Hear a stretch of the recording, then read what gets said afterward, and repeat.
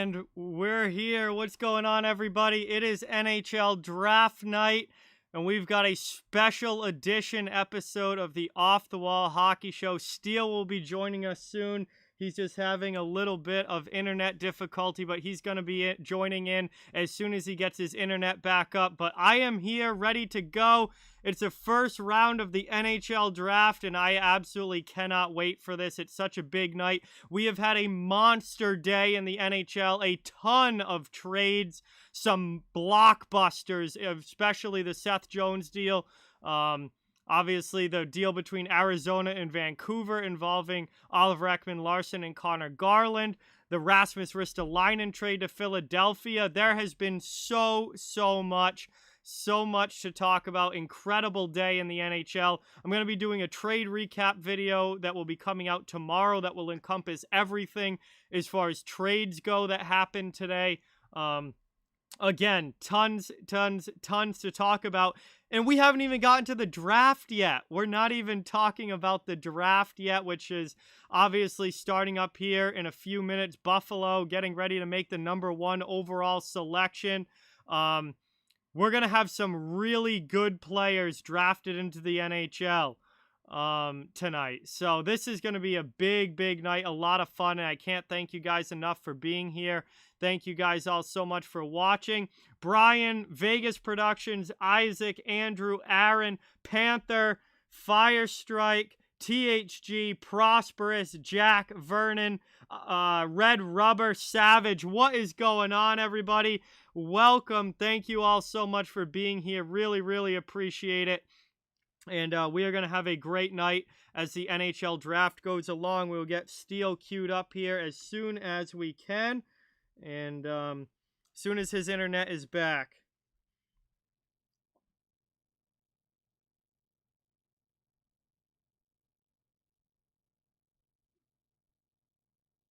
Believe me, I know the pains of having technical difficulties when I'm trying to stream, whether it's power going out or whether it's internet issues or whatever. So I definitely understand what's with Steele right now, and we'll get him in as soon as we possibly can.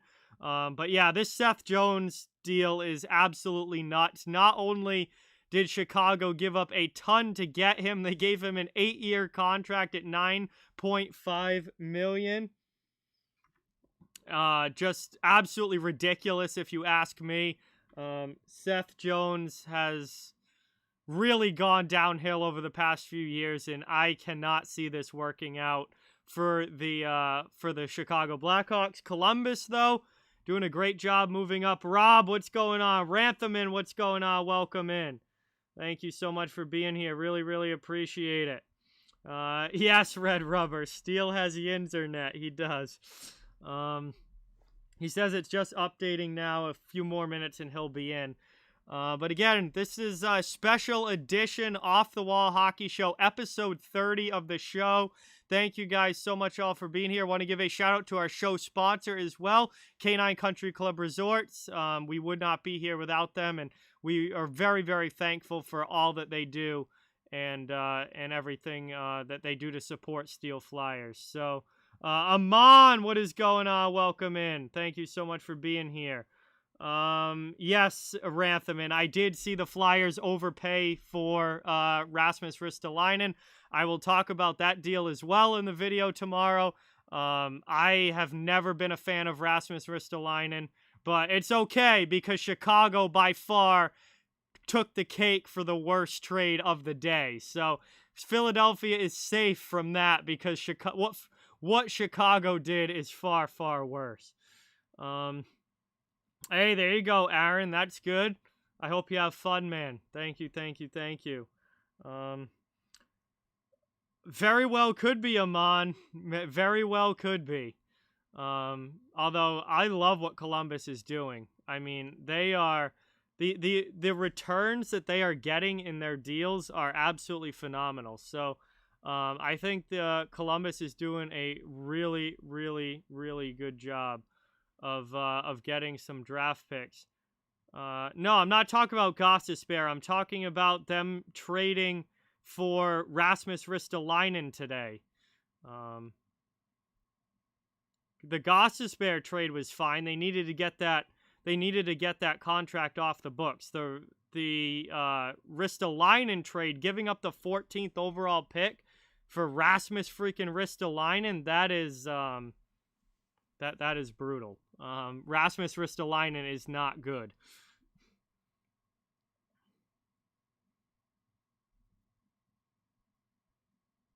No, they massively overpaid for Ristolinan. What's going on, Eddie? Welcome in. Thank you so much for being here. Appreciate it. Islanders will be picking late in round. No, Islanders don't have a first-round pick. That's right. They traded it to New Jersey.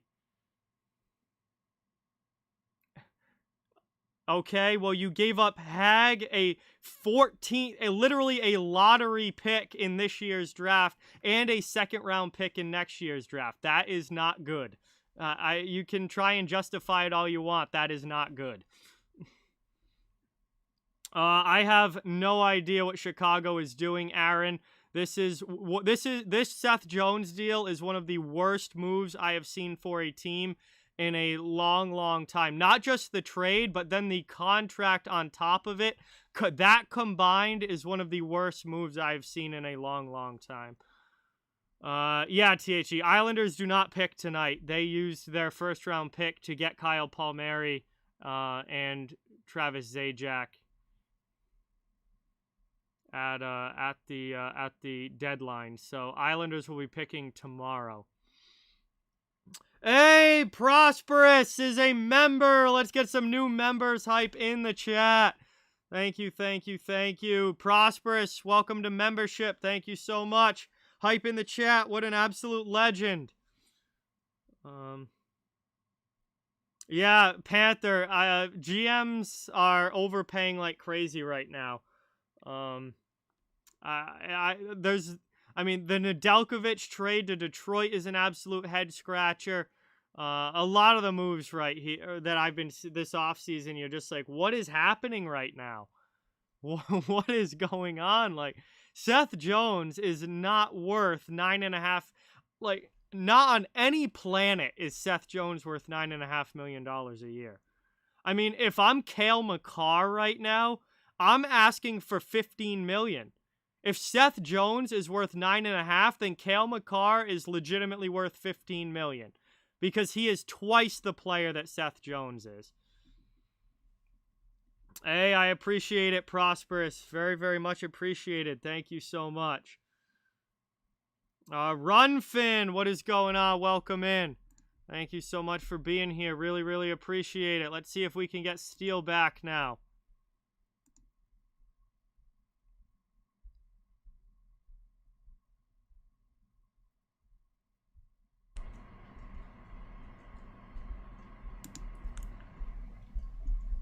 Let's see. Hey, what's going on, Steele? Welcome in. Steele is in, everybody. The internet is back, and we are getting ready for this picks to actually start rolling in here. But man, Steele, welcome on again. Thank you for being here. Thank you. And we're gonna have a fun night. It's already been quite the day, so I think it's gonna be a fun night here. There hasn't even been a draft pick yet. Oh, I know. Gosh. Jeez. Hey, thank you very much for having me on, man. This is going to be a great addition. Sorry about the little technical difficulties there, but of course, my system decides to pick right then and there to suddenly get a new IP address. So, all right. Well, that'll do it.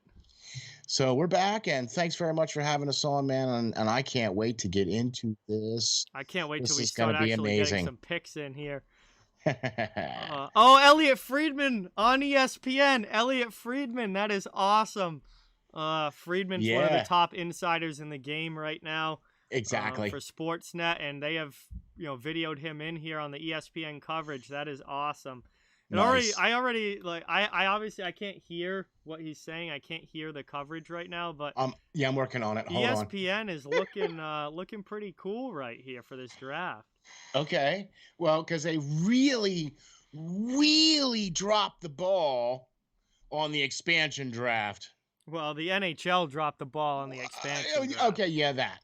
The fact that all the picks were known before. Yeah. You know what I mean? So Oh, they're talking about Owen Power. I know this Do you kid's gonna think be. Power goes first? I mean, he's ranked one by pretty much everybody, but I have talked to some people that don't have him ranked one, and there's been talks that the Sabres are really high on William Eklund. So I don't know. I feel like Power's going to go one, but I feel like it's not a guarantee. Yeah, it's not because I think there's like that core group of players that the first 4 or 5 players that are going to come off the board. Mm-hmm. I think they're all like relatively close as far as skills. I mean, they're all going to require, I think, at least a year down in the minors or Yeah, at least a year development. another year. Yeah. Yeah, you know what I mean. So either way you slice it, I still think it's going to be those first couple of draft picks are all going to be relatively. I think they're going to be close as far as skill set and things Yeah, like oh, that. So absolutely. There's no clear cut top guy. Like this draft is very stacked as far as talent goes. There's a lot of players that are like right around each other. There's no like we're not going into the draft knowing that Lafreniere is going to be 1, Byfield is 2, and Stützle is 3. Like that we don't have that with this year's draft. There's 5 or 6 different guys that are all vying for those spots. because we don't have that Lafreniere. Yeah, exactly. You know what I mean? So if you don't have that particular player, that's going to be that clear cut. You know, there's not There's not a lot of clear cuts in this draft. exactly, and that's the key point Mm-hmm. in this draft is that there's not a lot of clear cut. This guy is going to be a number 1 draft pick, and you know, here's going to be another thing too. Watch out for this. Watch out for a lot of American players to go in this draft because of more tape availability, because of more scouting availability of the American players. Well, the NCAA guys at least got to play an NCAA season where like the OHL didn't even have a season, so they had to get scattered all across Europe and go play overseas. Whereas at least WHL had a shortened season. The Quebec Junior League had somewhat of a season, but the OHL didn't have a season at all. So those guys got scattered all over Europe to go play. The NCAA had a fairly it was a little bit shorter, but a fairly normal season. Don agree. Waddell, Panther, is the Canes GM. THG, if I'm the Islanders, I am looking to add a lower cost veteran defenseman, and I'm always in the market for a goal scorer if it's possible if I'm the New York Islanders. Brandon, I have never been a big Ristolainen fan. I think for that trade to work out for Philadelphia, he is going to need to play significantly better than he ever did in Buffalo. Now, the thing about Ristolainen is he's only ever played in Buffalo, so we don't know how much of his struggles are him and how much of his struggles are the fact that he's been on an absolutely brutal team for his entire career. But he's going to have to, this is a big opportunity. I will say that. This is a big opportunity for Rasmus Ristolainen, and he is going to need to take advantage of it and become a legitimate top pair guy who's not like minus 30 every year to make this trade worthwhile for Philadelphia, because giving up a top 15 draft pick is a lot. I couldn't even disagree with you of that one little teeny tiny bit. Here's kind of what my thing is. I'm really on the fence with the fact that they put a first round draft pick onto this player and he only is signed for this year. That's my biggest issue with this whole situation. I didn't even realize that his contract was up after this coming season. Yeah, he's only well. At least you have an out if he's really really bad, you can just let him go in the off season. Okay, but you still gave up a first round pick. Okay, so you see where I'm coming from here, man. First round pick, and then a second round, and a 7th, and Hague. What? Yeah. Like, just keep giving him stuff. Hague isn't. I mean, Hague's a depth guy. He's not a huge loss, but to me, giving up a first round pick, like a fairly high. I guess it's not super high, but a fairly high first round pick. I mean, I'm biased because I've never liked Ristolainen. I've always thought he was massively overrated. So I've never been a Ristolainen guy. Logan, what's going on? Welcome in. Thank you for being here. I'll tell you what, I liked some of the other moves, but this kind of just is like a punch in the face. For Philadelphia. Yeah, absolutely loved the Ellis deal. And some of the other moves that have been made around, look, I really like that Ellis move, and I like the move of getting rid of the salary cap with Gostisbehere. Yeah, I was fine with the Ghost trade. Get that cap out of there. Yeah. Oh, we got another trade. Yeah. Oh, Jack. All right, this they were talking about earlier. But the Jackets officially get Jake Bean. Yep. From Carolina. Man, there you go. They got Gary Bettman, or no, I'm sorry, Bateman is up there. Yeah, Gary Bettman is up there. So Jake Bean officially to Columbus. Yep. Mia, what's going on? Welcome in. Second round pick in this draft. So it was the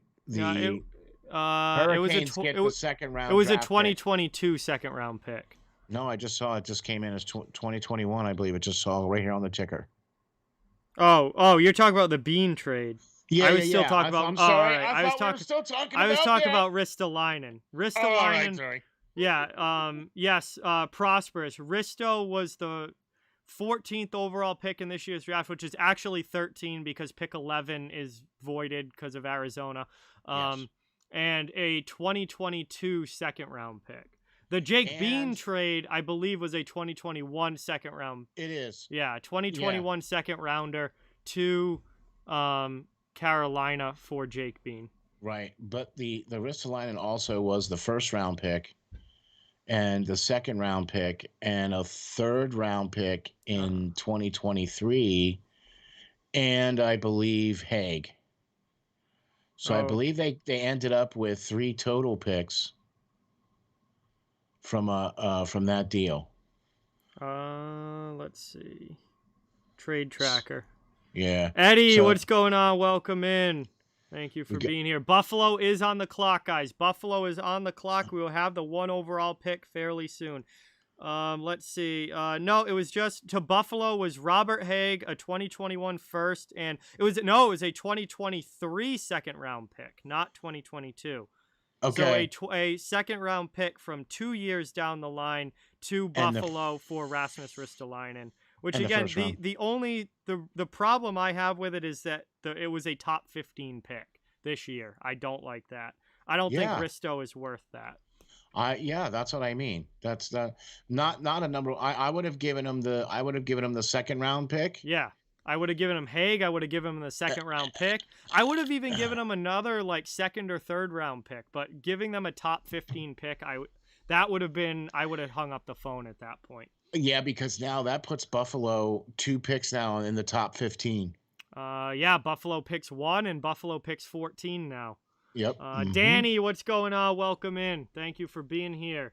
Really, really appreciate it. Welcome in, guys. Thank you all so much for watching. Please don't forget to hit that thumbs up and subscribe. It helps the channel so much and is greatly appreciated. Please do. Obviously, it's a special edition Off the Wall Hockey Show. Yeah, we were talking about it. We're like, hey, let's do the draft. All right. Yeah. Well, let's do. Well, I obviously wanted to do the draft, and it happened to be at the same time as when the show normally is, so the show became the draft show. Worked out. It did work out. I'm good with it, right? I'm good with it. Oh, absolutely. Joey, what's going on? Welcome in. Thank you so much for being here. This is kind of a very special edition of Off the Wall Hockey because we're live and we don't usually interact and chat. You know what I mean? All right, here we go. Buffalo's making their pick. Number 1. And it is Owen Power. Really? Gosh, that's a shocker. Owen Power goes 1 overall, as most people had him ranked. So, I should. Got that in there? Yep. Owen Power, defenseman, 1 overall to the Buffalo Sabres. Joey, what's up? Perlo, what's up?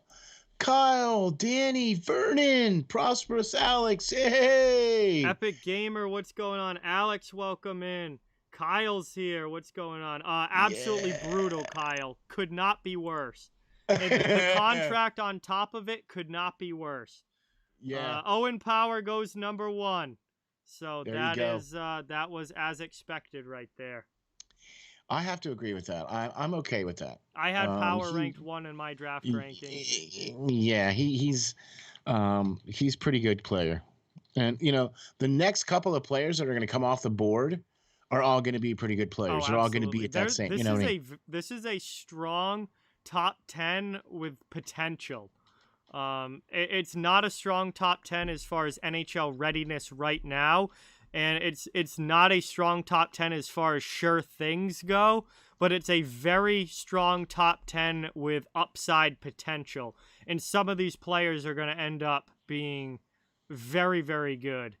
And they have superstar potential for sure. I agree 100%. And that's the other thing too, where we're going to see this down the road.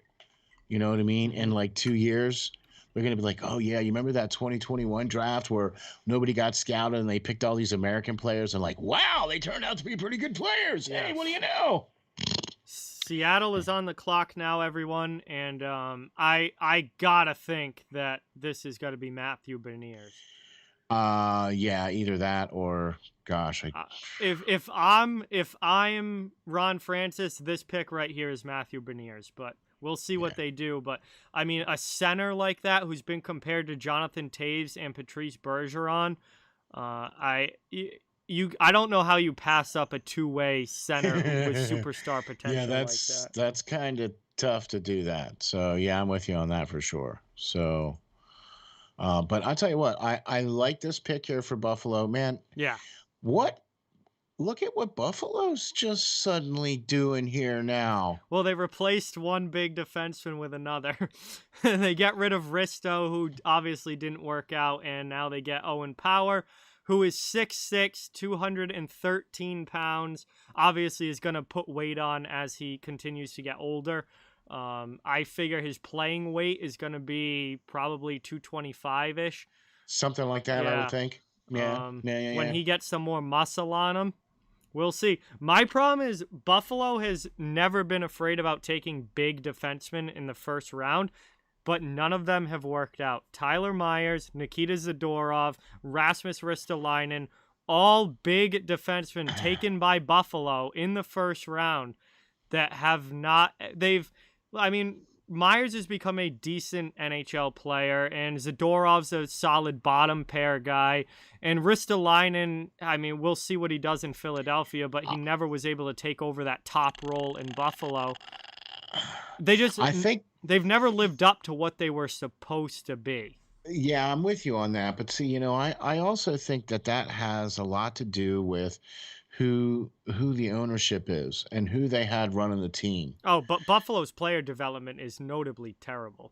But what I mean by that is this. You have to have an owner who is not trying to run the team and be the owner.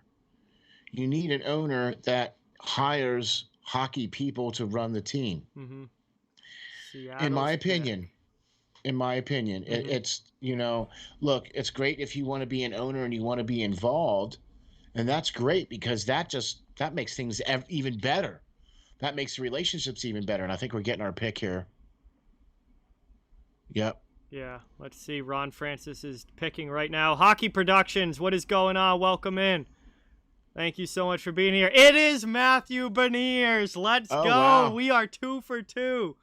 Matty Beniers goes second overall to Seattle, and I absolutely love this pick. Absolutely love this pick. I think Beniers is the best forward in this draft, and he is got great two-way potential to be a legitimate number 1 two-way center in the future, and I absolutely love this pick. Yeah, for sure. Definitely like this. These guys were part of the championship group here. Yeah. Didn't they win the NCAA? No, the UMass won this past year. So Oh, UMass did. yeah, Okay, these but guys. Michigan was in close to the finals there, weren't they? They didn't get to compete because of their COVID. Yeah, they were supposed to be Yeah, okay. in the they were supposed to be obviously in the playoffs in the tournament, but they were not. They had a COVID outbreak and ended up not being able to play. That's right. I Right. almost forgot about that. I was Yeah. gonna say, did they lose early? No, they weren't allowed They to never play. That's right. yeah. I forgot They about that.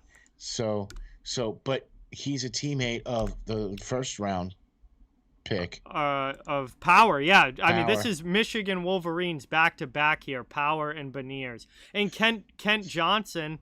Kent Johnson is another Michigan Wolverine who is gonna go at some point, likely in the top 15, maybe in the top 10. Yeah. Yeah. And there's some other University of Michigan players that are gonna probably go, you know. Well, hey. there's probably gonna be uh I'm gonna be interested to see who's gonna be the first non-American, right?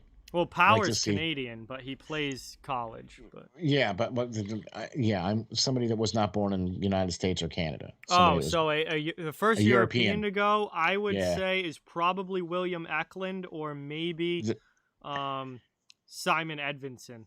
I think okay, so one I of was thinking of Eklund. Eklund is a forward. Edvinson's a defenseman. I would imagine one of those two will be the first European to Okay, go. okay. All right. So my dollar is on Eklund to go Yeah, first I as like the Eklund European. a lot. Yeah. I thought he was going to go second. Wow. Okay. Yeah. I had him. I think Eklund I had ranked 4th overall in this year's draft. We were only 2 picks off. Yeah. You had him second. I had him second. You had him fourth. So all right. Brad, absolutely love it for the Detroit Red Wings. I don't know what Carolina was doing there, but absolutely love it for the Red Wings, Brad.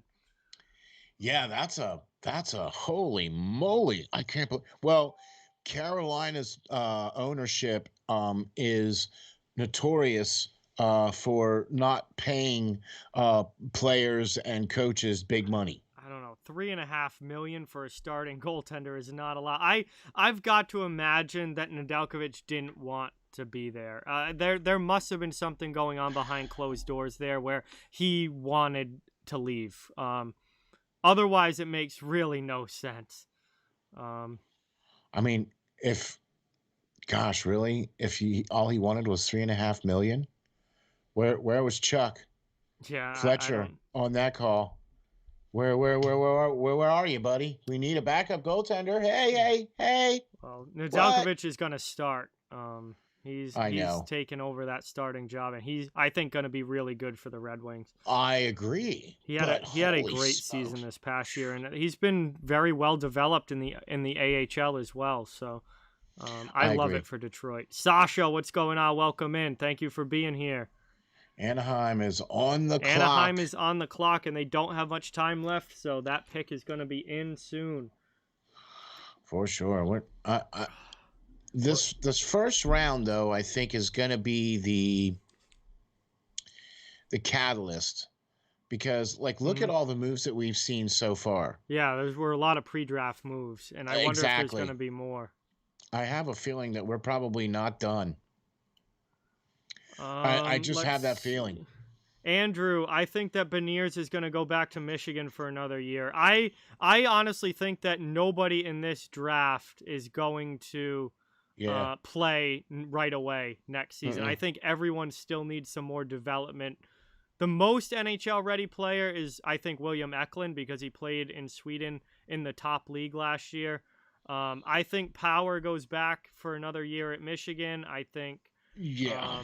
Beniers goes back for another year at Michigan. Luke Hughes, who's probably going to go somewhere between 4, 5, 6, somewhere around there, is going to Yeah. be going to Michigan Yeah. next season, coming out of the USHL. So Michigan is going to have a stacked team next year. I think these guys all need a little more development before they're ready to make that NHL jump. And I'm just sitting here thinking about it too, and even even on Buffalo, I still don't think that power is going to play. No, For, no, he's young. There's still a lot of areas of his game that need work. Obviously, the potential is sky high, but he's not fully developed yet. That's the entire story of this draft, is especially the early part of this draft. Sky high potential, but not fully developed yet. So yeah, I think they're all going to need some more time before you ever see them in an NHL uniform. I agree. I agree. Sam, But what's going on? Welcome. still, though, not a bad pick, not a bad player to have, Oh, not at and all. Buffalo actually is starting to garner quite a group of young talent coming up through. You know what I mean? Even though they were able to get rid of Ristolainen, and more than likely, I think we're going to see Eichel go maybe during today's draft or maybe sometime in the next couple days. You know what I mean? So they're not done. Buffalo's not done by a long shot. No, I don't think so either. There's still moves to be made for them, absolutely. Pick is in for Anaheim here. We'll see who they get. Goaltenders going in the first round, THG. You're going to see Jesper Wallstedt probably be the first goaltender taken. He is out of Sweden, played in the SHL last year. And Sebastian Casa, a Canadian goaltender from the WHL, Edmonton Oil Kings. He is likely, he's going to go, I would think, at some point in the first round as well. But we're getting ready for Anaheim's pick here. Bettman is up talking, and then Anaheim will make their selection. And we will know who goes number 3. I think, let's see. I don't know if they could go defense and get Drysdale a partner, or they could go forward here. So this is, they certainly could use a goal scorer. Oh yeah, but they have a lot of young players coming up through though too. Yes. Here we go. Mason Mctavidge at 3. Wow. Wow. This was Not on the earlier than radar. expected. Wow, they must be really high on Mason McTavish. Man, holy smokes. Well, you know what? I think it has a lot to do with the bloodline. I But mean, this kid, McTavish was expected to go somewhere like 9, 10, 11. So yeah. it's not like they reach for a second rounder or anything, but Mason McTavish at 3 is definitely a little bit of a reach here. I agree, but I mean, he already has a hockey body, 6'1". Oh, he's a big boy. Absolutely. That's what I mean. You know he's what I mean? got that NHL size already as an 18-year-old. In Anaheim, think about Anaheim. Like, they're a franchise that values that. Like, they've been, led by Getzlaf and Perry through their glory days, who are both physical, powerful, forward type players. Anaheim loves Chris those. Pronger. Yeah, Pronger back in the Stanley Cup days in 2007. Like, they value that size and physicality and just overall like power forward mentality. So I get for Anaheim it does make sense, but he was not ranked this highly. This was a little earlier than expected for Mctavish. Okay, but that's one of those things where guys that are maybe his age that have that hockey body already. Yeah. Do you know what I mean? And because there's a lot more tape on him. Well, he's from the OHL. He played in Europe last year. And I think he only played 11 games, but he had 9 goals in those 11 games. Okay, so that's another instance where I thought he was going to be going somewhere around 9 or 10. I was not expecting him. I want to hold on. Let me take a look here at this little. Let's see. 6'1", 207. Got to figure he adds 10 pounds of muscle as he gets bigger. So you're looking at someone 6'1", 6'2", probably close to 220 pounds. Yeah, but he did play in the under 18 World Championships though too. Yeah, Brad, Hughes is definitely a possibility for Detroit if he is still on the board. Slapshot, what's going on? Welcome in. Thank you for being here. Appreciate it. Wow, Devils are on yeah. the clock here. I've got to think that this is going to be a defenseman. With Brant Clark and Luke Hughes both still on the board, I've got to imagine that this is going to be a defenseman here. I mean, after they went with last year's draft, they went with Dawson Mercer and Alexander Holtz as forwards taken in the first round. I think you've got to get a high-end D-man here. Luke Makes Hughes sense. obviously has massive offensive upside, but 6'2". he's a big kid too, bigger than his brothers. Plus, you could get him on the same team as Jack, which that to me, like, I would imagine that this pick is going to be Luke Hughes. I would be shocked if it wasn't. Yeah, I would imagine that this is going to be Luke, but Brant Clark is a very good player still on the board, but I think for Hughes D has and slightly higher upside, or maybe not slightly, maybe even like pretty noticeably higher upside. So okay, what about Edmonton? If you're taking a defenseman here, if I'm New Jersey, it's Luke Hughes. Yeah, obviously, but I mean, Edvinson's more of a stay-at-home defensive guy, more so than okay. somebody who's going to put up points. I see Okay. Edvinson probably going, depending on team need, anywhere from like 7 through like maybe 13th or 14th, depending on team need. Okay. Yeah. That's cool. I mean, look, I'm just looking at defensemen here and going, well, hey, gee. If they're going defense, this has got to be Luke Hughes. I don't know how you go back to Jack and say, yeah, we didn't take your brother, but we took another defenseman at this spot. We had a chance to take your brother, but we were like, if you take a forward, then you're obviously going for a different position here. But if this is a defenseman, it's got to be Hughes. 30 seconds they have. This pick's got to be in here. Tick-tock. Pick is in. Okay. Thank you, New Jersey. Pick is in right as the clock goes down. Drum roll, please. The New Jersey Devils select with the 4th selection of the 2021 NHL Entry Draft. Amber, what's going on? Welcome in. Thank you for watching. Really, really appreciate it. Hughes has a lot of upside, but a lot of defensive questions. But the offense, he could be the highest scoring defenseman in the league at some point if he develops right. So a lot of offensive upside with Hughes. I see what they're doing here. Cooper, welcome. All right. Look, they all have a sign there that says Luke. Yeah, everyone wants Hughes. They want Jack and Luke to play together. Well, why not? Wouldn't you?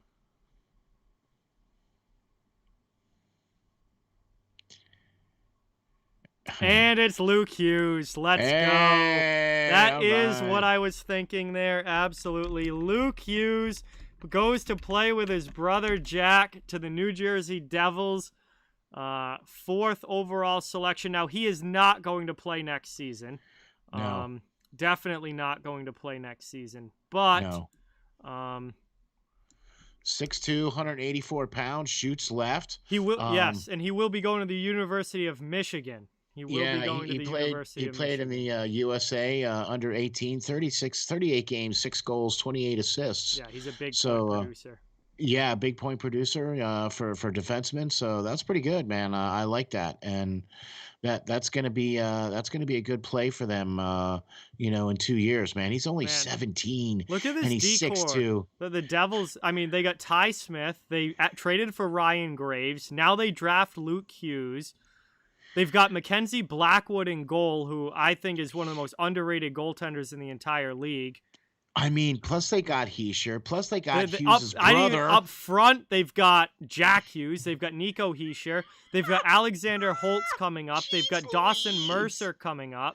Dude, I mean, New Jersey's gonna be dangerous. This is a rebuild done right by Tom Fitzgerald with the New Jersey Devils. I have to agree with you on that one, dude. 100%. Wow. No, Runfin. It is Mason Mctavish is not related to Craig McTavish. It is not. It is not. That's not how that goes. But there are some sons of NHL players in this draft this year. Cole Sillinger, who a lot of you might remember, Mike Sillinger. He played in the NHL for quite a while. Yep. Played for a number of different teams. Yeah, one of them being the Flyers. Yep.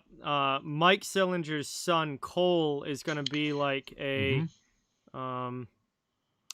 mid-round, mid-first round kind of. Mid-first round, yeah, maybe like 15, something like that. Yeah, somewhere around there. Devils have a goalie. Mackenzie Blackwood is one of the most underrated goaltenders in the entire NHL. Yeah. I absolutely love Blackwood. Devils have their goalie. They're building their defense. They've got a ton of young talent up front. Devils is they're in great shape as far as where they're at in their rebuild right now. For sure, coming on. Columbus Blue Jackets on the clock here, but the other one, there's Tyler Boucher, is the son of Brian Boucher. Yes. He's a big bruising kid too, man. I wouldn't mind him being on the Flyers. That would be cool to see that. And then Shane Doan's son Josh. Yep. He's been playing in the USHL. Yeah. So there's a couple of sons in the draft this year. So man, that Luke Hughes, that's 17 years old, already 6'1" and 184 pounds, or 6'2" and 184 pounds. Yeah, hey, man. He's got the size that his brothers didn't get, that's for sure. And he's a defensive man. Yeah, so, Quinn and Jack both ended up on the smaller side, but Luke got that height at 6'2", and he's already 184, which, again, as a kid, he's still a kid. When you get these 17. guys into NHL training programs, they can easily put on 10 to 15 pounds, and their NHL playing weight ends up being, he's gonna be. I see him probably playing around 195, 6'2", 6'3", 195, maybe 200. Depends on how much muscle he puts on. I mean, if he gains another inch. Yeah, you could definitely see him go over 200 if he grows another couple of inches. Absolutely, I'm thinking, or even just 1 inch. If he just grows one more inch. I'm trying to think of someone that he's like similar to, size wise. Like Chris Letang on Pittsburgh is 6 foot, so he's a little shorter, but he's 201. Right. Obviously very good skater, much like Hughes is known for his incredible skating. He's a little smaller than like a John Carlson type. John Carlson is 6'3", 215. Obviously also skates very well, but Luke Hughes is like right between size-wise. I think he's going to end up like between Chris Letang and John Carlson, like somewhere in between there. Yeah, but even that's not a bad size. Oh no, especially for the modern NHL, that's a fine size. That's a fine size because that still matches you up real well with the forwards that are in the league now. So the Columbus Blue Jackets pick is in. John Davidson's up there.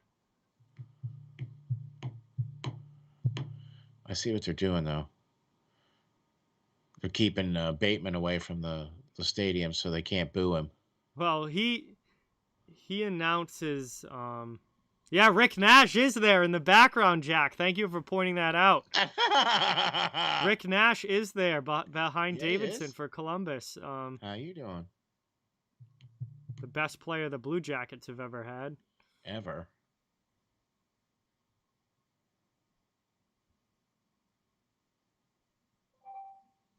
Let's see what happens here.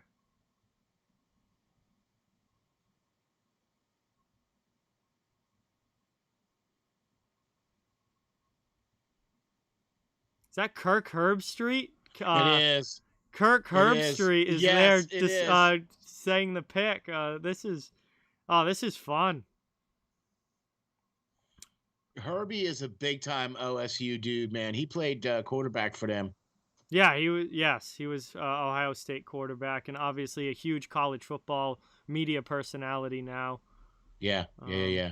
Doing the college game day, he does a lot of college. He calls a lot of college games, and he is a big, huge college personality too. But Wow, Kent Johnson. I like it. I had Kent Johnson high. I was very, very high on Kent Johnson going into this draft. wow, I thought it might be Eklund here because I do think that Eklund is the best European player on the board, but they go with Kent Johnson, who also is from the University of Michigan. Um, he played with gee, Power and Beniers at Michigan. And I will say this, I think he was a little bit underrated coming into this draft because yeah, he was overshadowed by Beniers and yeah, Power at Michigan. But this is an extremely skilled, crafty forward. Great with the puck on his stick. I think his straight small. line speed could use a little work. I don't think he's not the fastest straight ahead player. Um, but overall, I think his stick handling, just his overall playmaking ability with the puck on his stick is phenomenal. Um, He has good presence. he's a flashy play. Like, he's fun to watch. He's a flashy Yeah, player. He loves to try and, pull off dekes and move around guys. Um, he's and wiry, man. He's really yeah, he's wiry. not a big guy. He is on the smaller side, but he can score and pass, and I think that's a big thing with what you're He getting seems here to is have, that yeah, he he seems to can have really score good and fluidity. pass. He seems to have really good fluidity. He skates well with the puck on his stick, and he seems to skate well without the puck. You know what I mean? He puts himself in the right positions, and he's able to make the play. But man, he is wiry, really skinny, 161 pounds. Yeah, So he's he's gonna have definitely to gonna put some need some. size on.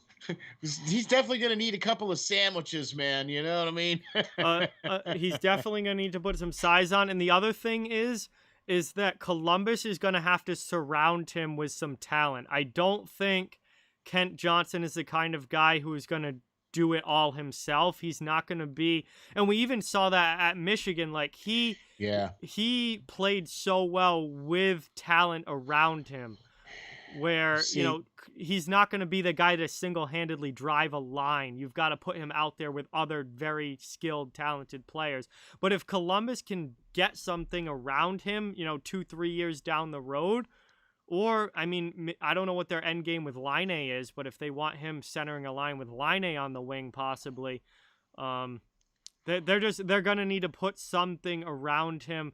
They can't be they can't go the old Columbus approach of trying to yeah. put him in the middle and put a third line like a Nick Foligno on his wing and call Nick Foligno a top line winger, which when he's not. Like, they're gonna have to get some other talent there to play with Johnson. Well, that's probably what they're gonna try to do. You know what I mean? They're probably gonna try and do that. Look, clearly he's at least 3 years away. At least. I mean, Yeah, I mean, he's gonna be going back to Michigan this year. Um, after that, I mean, it's gonna depend on the kind of year that he has this year at Michigan. Honestly, all uh, right. Well, we're gonna have to 17. see what the long game is here. But He's 17. So, all right. well, he played with Beniers in Power last season. He's probably going to be there, or no, he is going to be there again He's this going to be there season. share And season. then Yeah. after that, we'll have to see. Steven, what's going on? Real deal, what's going on? Welcome in. Thank you guys for watching. Really, really appreciate it. Good to see you guys in the chat. Thank you guys all for being here tonight and hanging out for our first round draft coverage. Yeah. Got to turn the show into the draft. Like, Yeah. we were Special like, well, edition off the hey, wall hockey show. hey, what do you know? It's a hockey show for hockey fans. And we thought, hey, hockey fans like the draft, so we'll do the draft. Yes. So we're here covering the draft.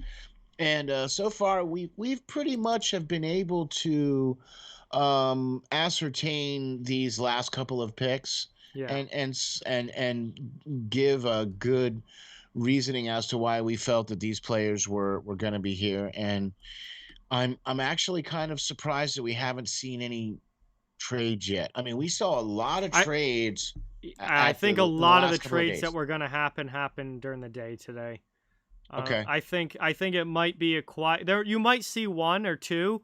There might be some teams that are willing to drop back if maybe somebody that they wanted is off the board.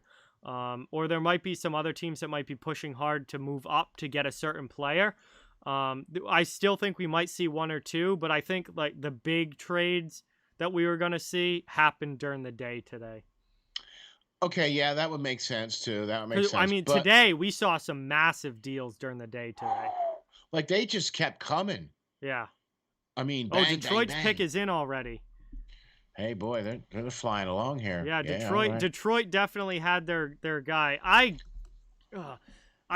I would think Eklund here. Eklund is just such a Detroit player.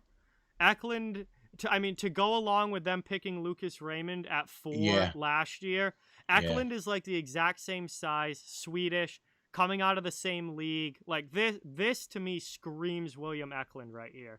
Robert, welcome in. Thank you for watching. Really appreciate it. Don't forget to that like and subscribe, guys. It helps out so much. Really appreciate that, man. And also, if you could wander on over to the Steel Flyers channel and hit that like and subscribe over there too, man, that really helps out too because we're all part of the same network here, so that really helps us out, man. When you do hit that like and subscribe, so please hop on over to the Steel Flyers channel, and you can also check John out on steelflyers.com at www.steelflyers.com/link/slash off the wall hockey. So check that out too, man. Steven, I have no idea. I don't know nearly enough about prospects to be trying to predict the third round. I Ooh. only even do rankings for the top 15. Beyond that, it's anybody's guess. I don't delve enough into prospects um, to go much For beyond the first round because first round, yeah, that's because after that, like you can check their elite prospects page and kind of see what they're saying about them. But I'm not out there actively scouting these guys, so I don't know.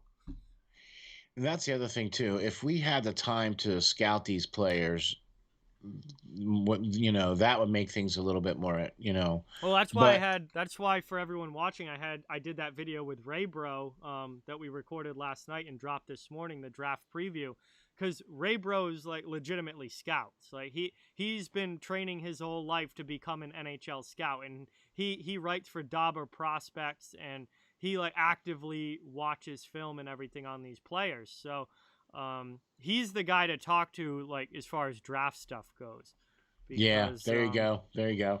It's always good to have somebody like that in your back pocket. oh wow, it was Edvinson.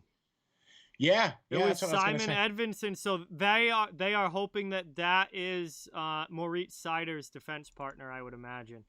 Yeah, They are and hoping that is Moritz Seider's future defense partner. They take Simon Edvinson, Edvinson, he's defenseman from Sweden. He is a Sweden. big guy already. Not a huge point producer, but could be a lockdown defensive guy. 6'5", 207 pounds. Is actually pretty well in the mobility aspect. Skates well, plays well. You know what I mean? Won the bronze medal with the under 18 Sweden at the Worlds this year. So he's the second one of the better ranked defensemen in this year's draft. So I think this exactly screams Red Wings to me as well. Yeah, you knew a European player was going here. I mean, It was come just a matter on! of were they going with Eklund up front or were they going with Edvinson on the Edmondson back in the end? back. You know what I mean? Come on. And Detroit are synonymous with taking European players, yeah, especially. Detroit loves their Europeans. You can't blame them. It's worked, so I mean, 6'5", 207 pounds. I mean, he's already got that NHL body. I mean, big time for a defenseman. You know what I'm saying? And it looks like he's got really good hockey IQ too. You know what I mean? yeah, absolutely. All Has right. his head up, plays well, plays heady, has some smarts. You know what I'm saying? Seems to be in position. San Jose is on the clock at 7 here, and William Eklund is still on the board. I was not expecting him to still be here at 7. Think. Two-way forward that I think could Be a Might be the difference most maker. NHL ready right now out of anybody coming out of the SHL, where he put up 23 points in 40 games as a teenager in Sweden's top league last year. Wow. Yeah, I'm a little surprised that Eklund's still on the board. But again, other than Mctavish going at 3, none of these picks have really surprised me, though. So again, that's what we're seeing with this draft. Is that there were a lot of players that had a pretty wide range of where they could go. Like, there were guys that could go as high as 3 and as low as 7 or 8. And there were guys that could go, from anywhere from 5 all the way back to 11 or 12. So, like, there's a wide range on these guys. I thought Eklund could have gone as high as 4 or 5. I think he could end up dropping, well, let's see. I can't imagine Maybe that. to the Kings, maybe to the Canucks. I mean, he could maybe drop. I can't see him getting past 8 or 9. Really? I think honestly he might go to San Jose right here. I mean, San Jose needs help in every single aspect of their game. Well, so. here it comes, man. Looks like they're going to be, or are they? Oh no, this was the. Okay, I'm sorry. No, they're talking to Matthew Beniers right now. Yeah. Okay. San Jose's pick is not in yet. They've got 1:40 left on the clock. Wow. I love the Beniers pick to Seattle. I think they got themselves a future great center. I agree. He comes across as one of those players. Yeah. He's a left-handed shot. He's got a good play. He's a good player. Pretty good point producer. He's got a good 6'2". You know what I mean? He can put on some weight, put some thickness on, and be a little bit thicker. And he's got a good game. So looking forward to seeing him play with Seattle. After we watch the expansion draft, right? And I'm gonna have to agree with you, man. I think Seattle's gonna have to take over as like my second favorite team. Yeah, they're definitely going from definitely not a win now strategy. They are going for a build from the ground up strategy, which I like that. I like to see teams start down here and build themselves up, like what Detroit is doing, like what New Jersey is doing, like what Anaheim is trying to do. I think Seattle is going to start low and just build up, and they're going to get some really good draft picks over these next couple of drafts, and could turn out into some really, really good players. Think about this for just a second here, okay? Austin, welcome. If they hold on to a lot of their cap space over the next, say, 2 years, yep. Wow, boy, could they be players? Yeah, absolutely. Because in the next 2 years. Yeah, San Jose's pick is in, and Sasha just put up a really good point here. Sharks grab a goalie potentially. If they're taking a goalie this high, it's got to be Wallstead, I would imagine. Jesper Wallstead coming out of Sweden. That's who I had picked. That's who I had picked for them. San Jose is Wallstead. Jasper Wallstead. They definitely need a goalie. It seems like Martin Jones is not going to be back. Right. And I mean, he's mediocre at best anyway. So, I mean, of the goalies, you know what I mean? Because once you get past the first 2 goalies, there's a big fall off here from goaltenders. I mean, you have Wallstead. Once you get past Cossey, man, that's it. You have Wallstead and Casa looking like first rounders, and that is it. After that, I don't think you're going to see any other goaltenders. Okay, all right, we're on the same page then. Yeah. No. So either one of them goalies would probably go. Maybe. Do we think? I would imagine LA was probably hoping for a goaltender at 8. I've seen a lot of mock drafts have Wallstead going at 8 to LA, but if San Jose takes him, he's not still going to be on the board. I can't believe Brant Perlo. I had Brant Clark ranked number 3 in my draft rankings, and he is still on the board. My number 3 and number 4 players my draft rankings are still on the board at number 7. Brant Clark and William Eklund, 3 and 4 respectively. They take. Here we go. Let's see. And it's William Eklund. Okay, There Eklund you is go. off the board. So that one, I knew he wasn't going to slip too much further. Eklund goes to San Jose. Now, ESPN has him listed as a left wing. He did play left wing last year in Sweden, but he also has played center as well. So, Okay. so he can play the middle or the wing, which is good versatility. This is a nice pickup here for San Jose. I did not expect him to still be on the board. So I think this is a very, very good selection here for the San Jose Sharks. And I would not be surprised if right here to Los Angeles we see Jesper Wallstedt go. Yeah, I'm with you. 23 points here in 40 games for him this past season here for Eklund. And man, I'll tell you what, he's got the hands, he's got the shot, he skates real well, he's got some good moves. Really like this kid. Yeah, he played 40 games with the Swedish league and scored 11 goals with 12 assists. Yeah, and that's big point production for a teenager in that league because kids do not get to play very much in that league. And he's only 5'10". Yeah, he's not a big pounds. guy. He's got, I think he's 5'10", 172 pounds. So he isn't a big guy. But what I remember when I was doing my research for this year's draft and the draft rankings and stuff, the one thing that always came in about Eklund is that he might be the hardest working player in this entire draft. Yeah, okay. Everyone ranted and raved about how hard working he is and what like his overall just motor and effort level was on an every single day basis. So that is definitely great to have in your locker room as well. Agreed. I mean, gosh, man, and to have that, he brings that energy. Yep. You know what I mean? Absolutely. And you know, Perlo, he'll tell you all about the energy. You know what I mean? Because that's what he stresses, and I have to agree. He brings that energy to whoever he's playing with. So I like that about him. Player as well, which again, it's nice to see young Responsible. players who are responsible defensively. Exactly. Beniers is the same way.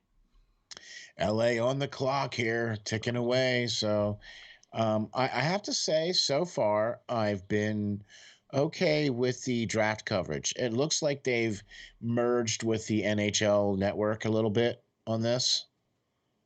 You know what I mean? Because they're bringing in some of the NHL network folks to do some of the coverage on some of the other things and teams and stuff like that. So pick is in. I mean, I'm obviously just watching. I'm not listening as well, but it looks fantastic. Yeah, I love the presentation of it. Yeah. It looks really good. I really like it as well, too. Welcome in, Max. Thank you for being here. Appreciate it. Pick number 8 for the LA Kings is in. William Eklund just came off the board at number 7. And let's see who Los Angeles decides to go with. It could be, there's a number of different players that could go here. We're going to get a goalie.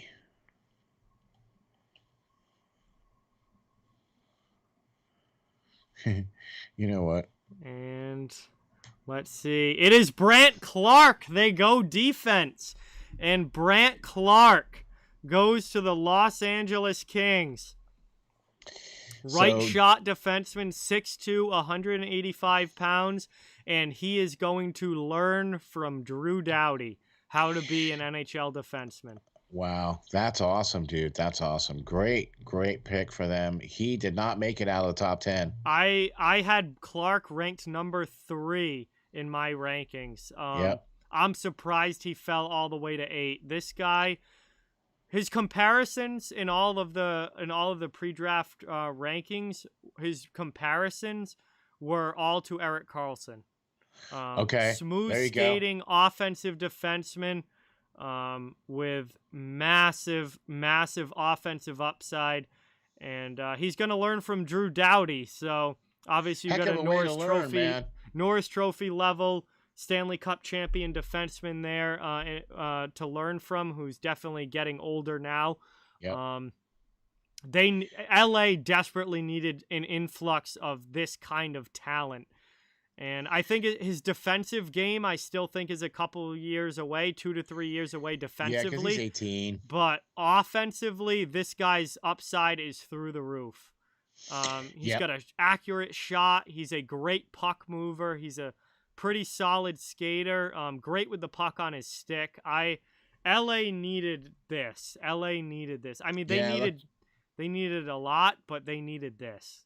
He looks like he's also playing quarterback on the power play as well, power play too. guy, So absolutely. yeah. He played in Slovakia this past year because he normally plays in the OHL. They didn't have a season, so he went to Slovakia and put up 15 points, and I believe it was 26 games in Slovakia. So very good year there. Wow, for a D man. That's pretty good, man. That's pretty darn good. Yeah, and he'll be a future power play quarterback. Yeah. And He also played in the World Juniors too, Yep. the under-18 World Juniors too, as well this year. Yep. So showed out real well in that as well. Played well in that. Wicked shot for a defenseman. Yeah. He's got a very good shot. He's a great puck mover as well. Guess who's on the clock? Arizona, who originally wasn't going to have a first-round pick because their pick at number 11 was taken away thanks to John Chayka. But they ended up pulling off a massive deal with the Vancouver Canucks today that netted them the number 9 overall pick. So Arizona will be picking in the top 10. How about that? And they made a lot of moves here to get some other players. They went out and got Shane Gostisbehere and some other draft picks from Philadelphia. So yeah, Arizona making some moves and shaking it around and seeing how things go too. You know, they're trying to build too because man, they're hardcore. They're not good right now, that's for sure. But they took on the Andrew Ladd contract. They took on the Shane Gostisbehere contract. They've taken on the Beagle, Roussel, Eriksson contracts from Vancouver, but they've gotten a ton of draft picks out of it. Not just this year, but future drafts as well. Yeah. They're definitely, Arizona right now is playing the long game, and I think that for where they're at, that's a smart move. Have they even announced a coach? Andre Turigny. Okay, who was the Canada coach at the World Juniors and a very, very prominent junior coach up in Canada. Okay. I was wondering if they had picked. I couldn't remember if they did or not because I know they parted ways with Mr. Tocchet. So I wasn't sure. Yes. I couldn't remember if they had selected a coach yet or not. Yes. So Andre Turigny is the new coach of the Arizona Coyotes, and that's going to be fun to see how that goes for sure. You bet, man. This is do you know what? This was last year we were on for the draft as well too. Mm-hmm. And I don't think it was nearly as exciting. No, well, last year's draft didn't. I don't know. I remember last year's draft. There weren't. I feel like everything kind of went to plan. Like you kind of knew who was going to be picked beforehand. Where this draft, I am much more on the edge of my seat, like wondering who it's going to be. Whereas I think a lot of the picks in last year's draft, you were like, well, here goes so-and-so, here goes so-and-so, and it kind of went to plan. Obviously, there were some surprises, but this year's draft, I think there was a lot more uncertainty going into it, and that's kind of led to a lot of, surprises and not really knowing who's going to be selected, who's going to still be there and whatnot. Yeah, exactly. I'm with you on that for sure, man. 100%. I think it's quite amazing that it's how this draft is going to unfold. A lot of great players, and with the way that the limited play with the lower leagues this year. Man, I'll tell you what, that's going to make this a very notable draft in the years to come. Like everybody's going to remember this draft. Like, oh yeah, okay. And this draft is when we didn't really have this, and this. Yep. Yeah. Nick, honestly, I want the Bruins to take the best player available, regardless of position. I think that's something that Boston has had an issue with, where they pick projects a lot and they pick kind of reaches a lot. For once in my life, I just want to see the Bruins take the best available player on the board. Whoever is left there at 21, Just take the best available player. Because honestly, they need help at every position as far as youth goes. So I just want to see them finally not reach for somebody and take the best guy. Exactly. And that was all I was hoping for the Flyers, is that they just take the best player possible. And now they But don't have the pick. now we don't. They felt that the best player possible was Ristolinan. Arizona, Dylan Genther. Okay, Genther's another guy that I am a little surprised slipped this far. But again, ninth. I had him, I think, 6 in my draft rankings. I had Genther 6 in my draft rankings. So I guess 9. That's not that big of a slip, actually. That's just a few spots. But Right. Genther goes number 9 here to the Arizona Coyotes. And I will say this. Dylan Genther might end up being the best pure goal scorer to come out of this draft. Okay. He is a scoring winger. And I think there's a lot of goal scoring potential here. And he fits the mold for the Arizona Coyotes, I think. Just like his size, his play style, his skill set to be a scoring winger. I think that I think Genther's going to do well in Arizona. And this pick really, really fits what the Coyotes normally do here. He's got good speed. He's got good vision too.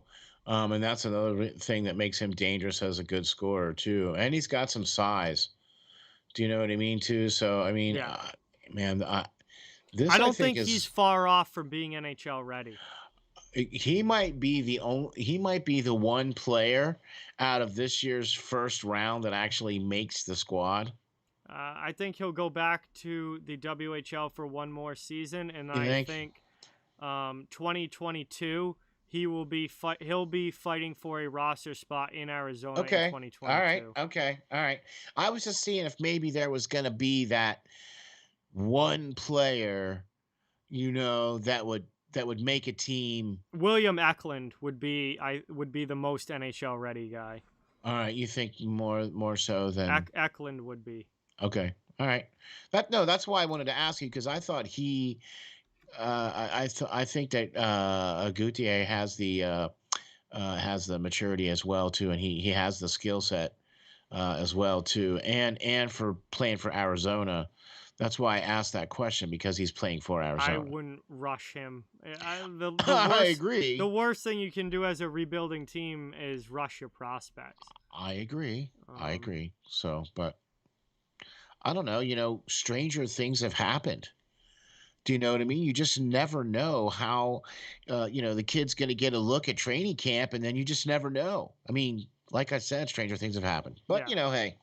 It's possible. I just think another year in the WHL would do him good.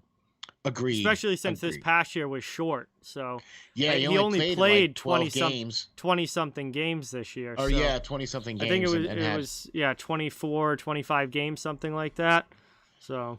All right, Ottawa's on the clock now. This pick right here is going to show us how much the Ottawa Senators believe in Matt Murray or not. If they take a goaltender here, then we know how they feel about Matt Murray, even though they signed him to a long-term deal last offseason.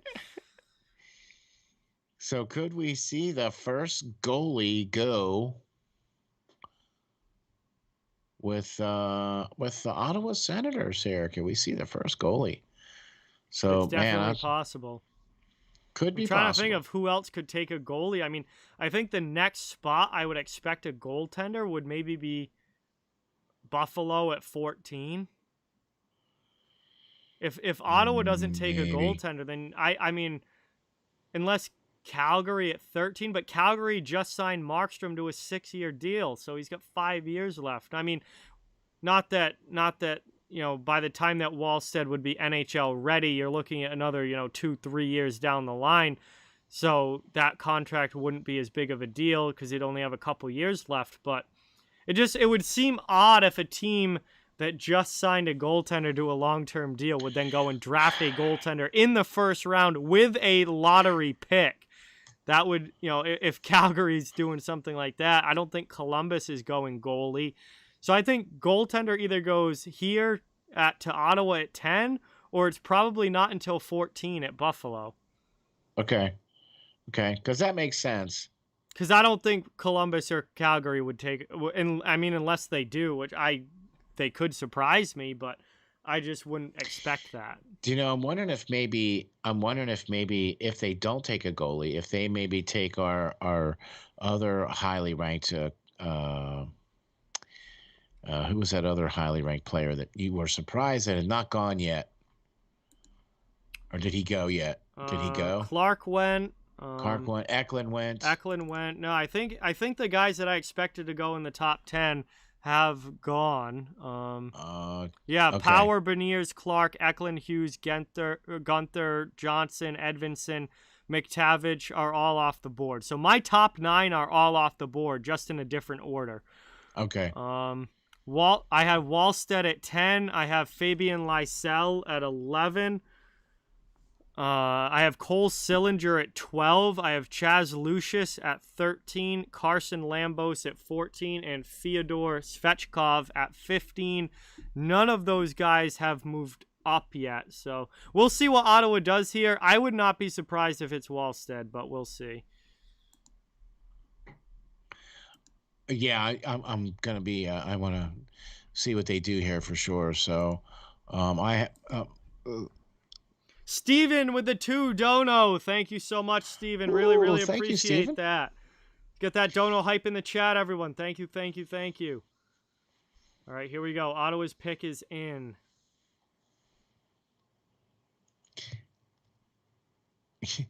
Okay, look. Why does everybody do that? They get out there and say, well, we'd like to thank our fans. We'd like to thank. That's commonplace. Wow, Tyler Boucher. Oh, 10th overall. This is a little bit of earlier than I was expecting. I thought he was going to go mid first round. Oh. Wow, man. Okay. Ottawa must really, again, NHL size. This is similar to the Mason McTavish pick. Tyler Boucher at 18 years old is already 6'1", 205. Like his game, plays well, has a bit of a snarl to him, is a good shot, has some good speed. I mean, he's already thick guy, 6'1", 205 pounds. This is a good pickup for Ottawa, man. I wasn't expecting him to go this early. I didn't think he was going to go this high, but I mean, Ottawa, they have Brady Tkachuk, big, strong kid. The power forward. Boucher goes along with that really well. So it also doesn't surprise me. I didn't have him ranked this high, but it doesn't surprise me based on the kind of guys that Ottawa likes. And this could be a really good pick. I mean, he's a right wing. They need a right wing. Tkachuk plays the left side, and Stützle, you can play on the left side or down the middle, but they needed a right wing. This could be a really good move for the future here with the Ottawa Senators. He went a little earlier than I was expecting, but I like his game a lot. Yeah, I have to agree with you on that. I do like his game. Really was kind of taken aback by the fact that it was actually Boucher's son. Not that Boucher took a lot of guff from anybody, but his son plays with a little snarl. Yeah. And he plays with a little bit of snastiness. And Ottawa wants those guys. We saw the way Ottawa played last year. They were one of the top teams in the league as far as fighting majors go. I mean, you would say one of their biggest star players is Brady Tkachuk. He's one of the most active fighters also in the NHL. So he's going to learn from some good guys. Yeah, I mean, Ottawa wants to play that tough, in-your-face, big boy style of hockey. Oh, yeah. They already have that with Tkachuk, and now they're adding to it with another power forward type with Boucher. Yep. Here we go, man. Looks like these next couple of picks here are coming in fast and furious now, aren't they? Move this thing along a little. We're already almost an hour and a half in. I know. On pick 12. I don't know, man. I might not make it to 12. Yeah. This draft is probably going to go till close to midnight at the rate we're going. It always the first round is always at least 3+ hours every single year. Columbus's pick came in quick though, so let's see who Columbus goes with here at number 12. All right, here's Yarmo.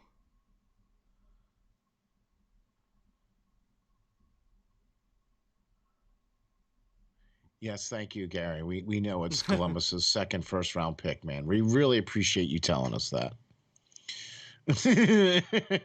Okay, thanks. Wow. You don't have to thank everybody now. Here we We've go. already done Cole this. Sillinger at 12, which is actually exactly where I had him in the rankings. Yep. Cole Sillinger at 12, Mike Sillinger's son. Yep. Good pick for them. Really down the middle here. This is a good center. This is a good center here. Yes.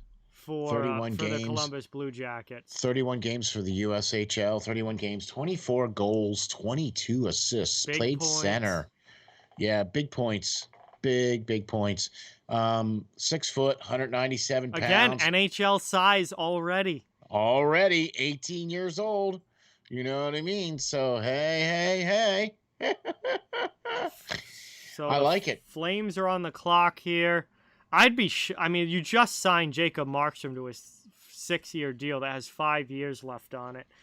But Wallsted's starting to slip a little. No one's gone goaltender yet. Not yet. I think that'd be an odd pick for the Flames unless they were already souring on Markstrom. Well, gosh, let's see. If Wallstead slips to 14, I mean, Buffalo has to take him, right? Right. I mean, if you're the Buffalo Sabres and you've been in a rebuild for the past decade, a future franchise goalie might be a good place to start. I mean, gosh, you got 2 picks in the first round, and you didn't. I would definitely be spending a pick on a goaltender if I was Buffalo. I would imagine that Wallstead, if he doesn't go to the Flames, goes to Buffalo.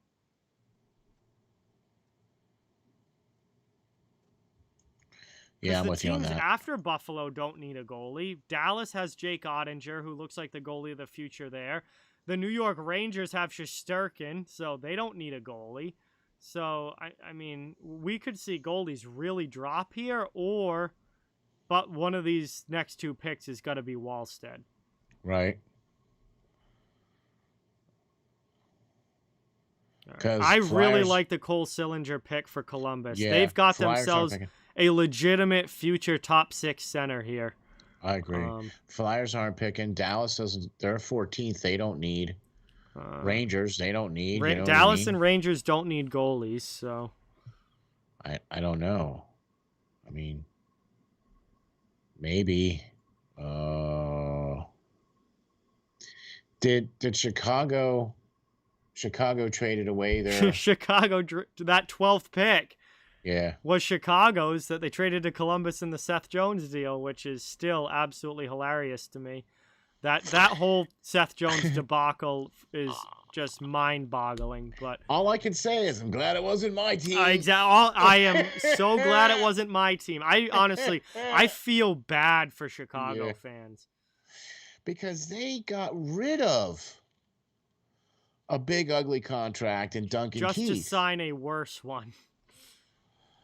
A bigger, uglier one. Yep. Like, wait a minute. What do you think? It's unbelievable. I'm sorry, but I just don't see him as that kind of money, worth that kind of money. Not even close. He's been awful for the past 2 seasons. Tell us how you really feel, Joe. Like bad.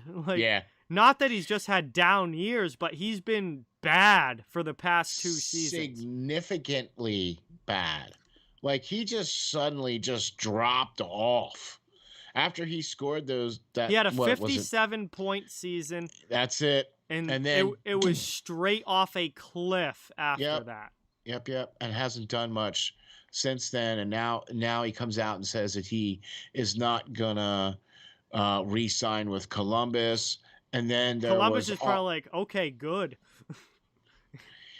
Yeah. Yeah. All right. Cool. All right. Whatever. I don't get that, but That's why we sit on this side of the microphone, sir. well, I think Or maybe it's a good thing I that we think sit on this side of the microphone. Stan Bowman is if that contract doesn't work out, his days in Chicago could be numbered. Well, they haven't really. Yeah, I have to agree with you though, because they've done all right so far. They've made some really good moves so far, but yeah, this one just kind of is a big dome scratcher if you ask me. It's This like is a franchise wrecker. Yeah. To have him locked in at $9.5 million in a flat cap world for the next 8 seasons. Now the cap's going to go up at some point, but I think it's an absolutely brutal move. I'm just glad it wasn't my team. I mean, if you watch any Columbus Blue Jackets games, it showed how much better Zach Werenski is than Seth Jones. Like Zach Werenski was the number one defenseman there. Well, you know what? Now they're going to have an opportunity to either get trade for somebody, or they're going to have to do something here. You know what I mean? So great we'll move see. for Columbus. Big. I mean, Jarmo is so good at this kind of turning guys over and getting a lot for them quickly. The problem with Columbus is he can't get anyone to stay. He can't get any high-end talent to stay. But if he was a GM in anywhere else, he'd be looked at as one of the best GMs in the entire NHL. You know, Perlo says that too a lot about him. And I think it had a lot to do with the coaches that he's had there so far. Well, he hires the coach, so. Okay, I understand that, but so I'm just not a fan of the Tortorella message. I'm just not a fan of, because it works for a season or two or maybe 3, and then that's it, and the message gets old. And then yeah, he's a short-term win now coach, and when you get beyond that, you got to make a change. So why continue hire these short-term win now coaches when you need a long-term coach that you can build with that's going to help take you to the cup? Well, because quite frankly, there aren't many long-term coaches in the NHL. I agree. But all right, Flames pick. Here we go. Are we going to see a goalie? Who goes here? First round, 13th overall to the Calgary Flames. Nope, Coronado. Wow, a goal-scoring winger here. Wow.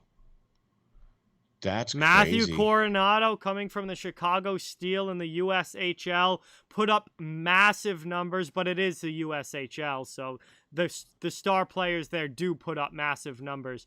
But 48 goals in 51 games with Chicago in the USHL this past year, plus 37 rating.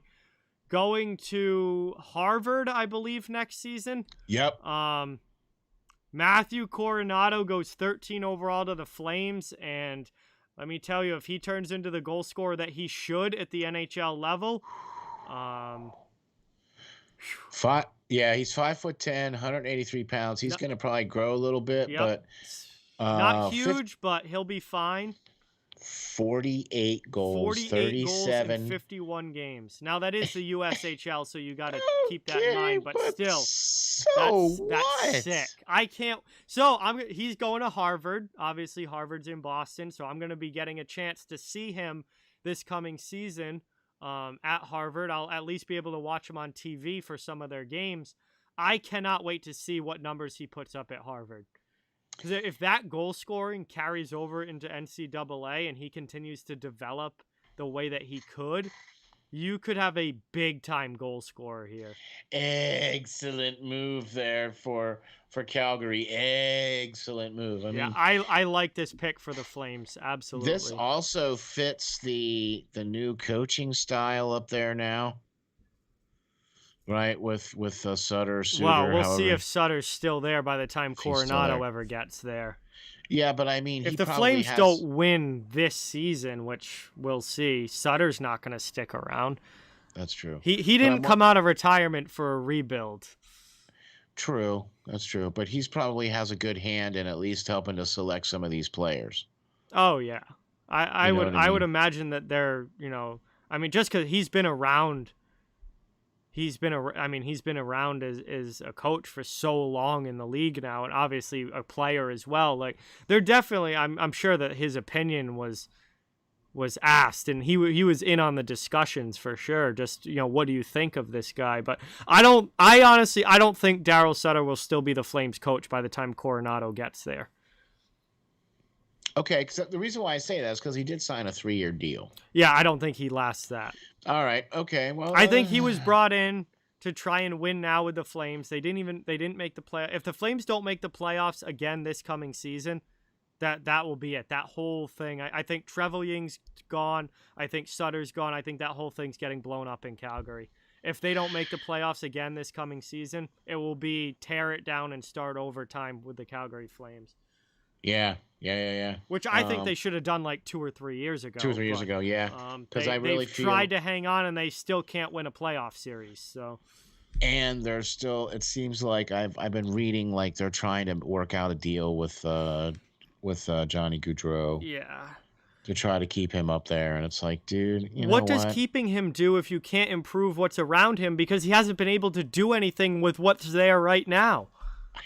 So if you keep him there. Right now, you strap yourself with that big ugly contract, and you gave a big ugly contract to Jacob Markstrom, who is a good but not great goaltender.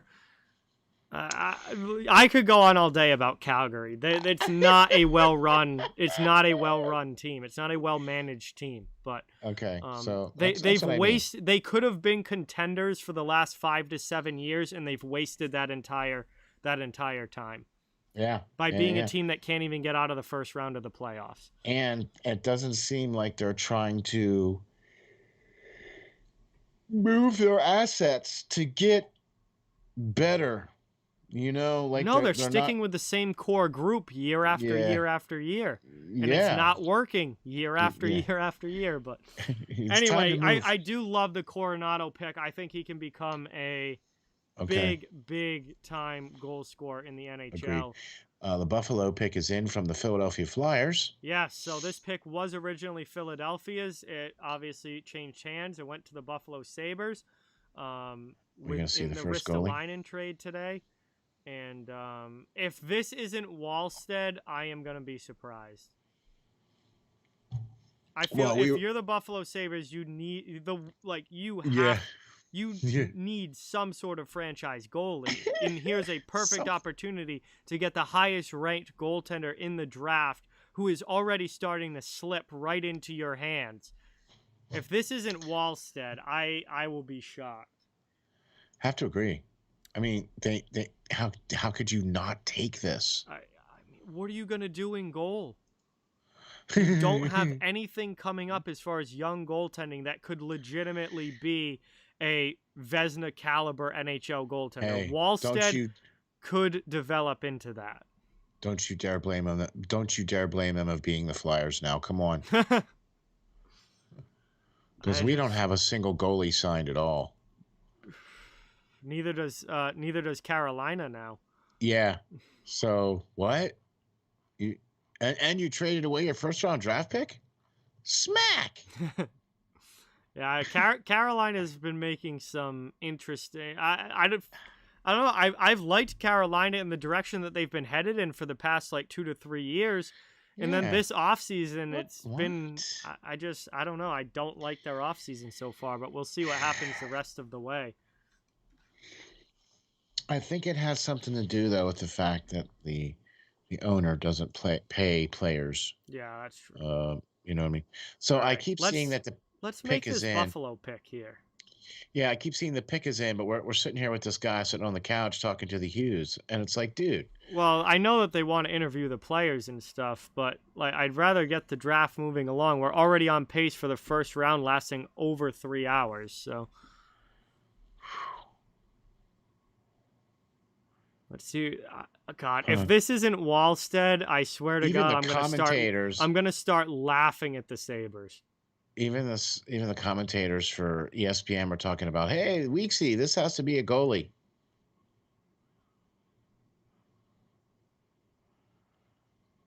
Isaac Rosen. Oh my God. I mean, nothing wrong with Isaac Rosen other than, I mean, he's got to get some more size on him.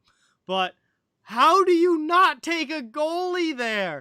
You have Jesper Wallstedt, a potential Vezina level goaltender, the best goaltender in this draft, slipping into your grasp. And you take Isaac Rosen. Oh my God. Only Buffalo could do this. Well, how do you get... Only Buffalo could do this. How do you turn a number 1 draft pick from your fiercest rival, the Flyers, and this is what you turn it into?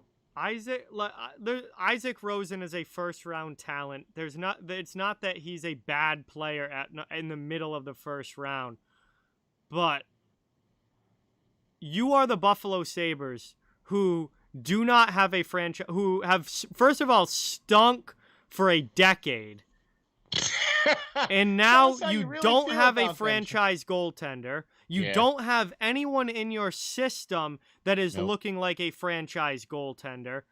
You have the best goalie in the entire draft, slipping. A lot of mock drafts had him going in the top 10, slipping all the way down to number 14, and you don't take him. All right. Either you have no belief that goaltender is going to become what he's projected right now at the NHL level, or that's just pure incompetence. Because you can't tell me that you're going to go with what you got in Buffalo for goaltending. I mean, I love Linus Ullmark, but he's not a franchise goalie, and he's already in his late 20s. It's not like he's 23 or 24 and you're saying we're going to go with Ullmark as the goalie of the future. He's already 28 years old, I think, and he's a UFA. He is a UFA this offseason. There is no guarantee that Ullmark is even going back to Buffalo. And you don't take Wallstedt with that pick? Oh my God. This is such a Buffalo move. I don't know, Isaac. I don't know. Chris, also welcome in. Thank you for being here. Avi is in here as well. What's going on, Avi? Welcome in. Thank you for being here. Appreciate it. I am dumbfounded. That Isaac Rosen went. Not that Isaac Rosen went 14, but that Buffalo passed on Wallstedt. Yeah, I mean, look, I don't have a problem with them picking this player because he's a good player. I figured Rosen was going to go somewhere between like 17 and 21. Later. Somewhere in there. Yeah. 14 is definitely a little earlier than I had him going. But okay. It's more the shock of them leaving Wallstedt on the board that is shocking to me. Yeah. I don't know. I mean, this team is desperately searching for a franchise caliber goaltender, and you leave Wallstedt on the board. Well, I can't imagine what Ray Bro is saying right now. I almost want to message him because I can't. He was very high on Wallstedt. He thinks that Wallstedt is going to become a top 5 goalie in the NHL. So for the Sabres to leave them on the board. Oh wow. My God. That's gosh. All right. Well, so now do you think Dallas? What do you think Dallas is going to Detroit just traded up. Detroit just traded up to take this 15th pick from Dallas. Is Detroit going to take Wallstedt right now? Ooh. That would be a good move for them. Yeah. Oh yeah. I mean, you have Nedeljkovic who's signed to a 2-year deal, but if Nedeljkovic doesn't pan out, or again, this whole league is A/B 1-2 combos now. That's There's no more starting goaltender playing 65 games. Can't. It's a 1-2 league now. Imagine if your long-term duo for Detroit ended up being Nedeljkovic and Wallstedt. Whoa. Talk about coming out of a rebuild with the net filled. Way to go, Stevie. Why? I've got to. I mean, they traded up for a reason. There is somebody on this board that they want right now. Which I'm gonna say it's probably gonna be that I would goalie. imagine. Yeah, I mean that's the only thing that makes I any cannot sense. believe that Buffalo left Wallstead on the board. That is unbelievable. Well, So Detroit is traded up. Dallas is trading back. Can we get some? Can we get some details on this trade in, please? can we get the pick? Hello, can we get Oh, the pick? the pick's not in yet. I don't think because they got to reset after the trade is announced. Yeah. But let's see what the trade is. I would imagine that they're going to be announcing it soon. Yes, here's Gary Bettman. Round 1, pick 15, and Dallas is traded back. So Detroit now owns the 15th pick. They're gonna get Wallstead here. They're gonna freaking get Wallstead here, who dropped all the way to 15 because Buffalo isn't smart enough to take him at 14 when they're desperately looking for a franchise goalie.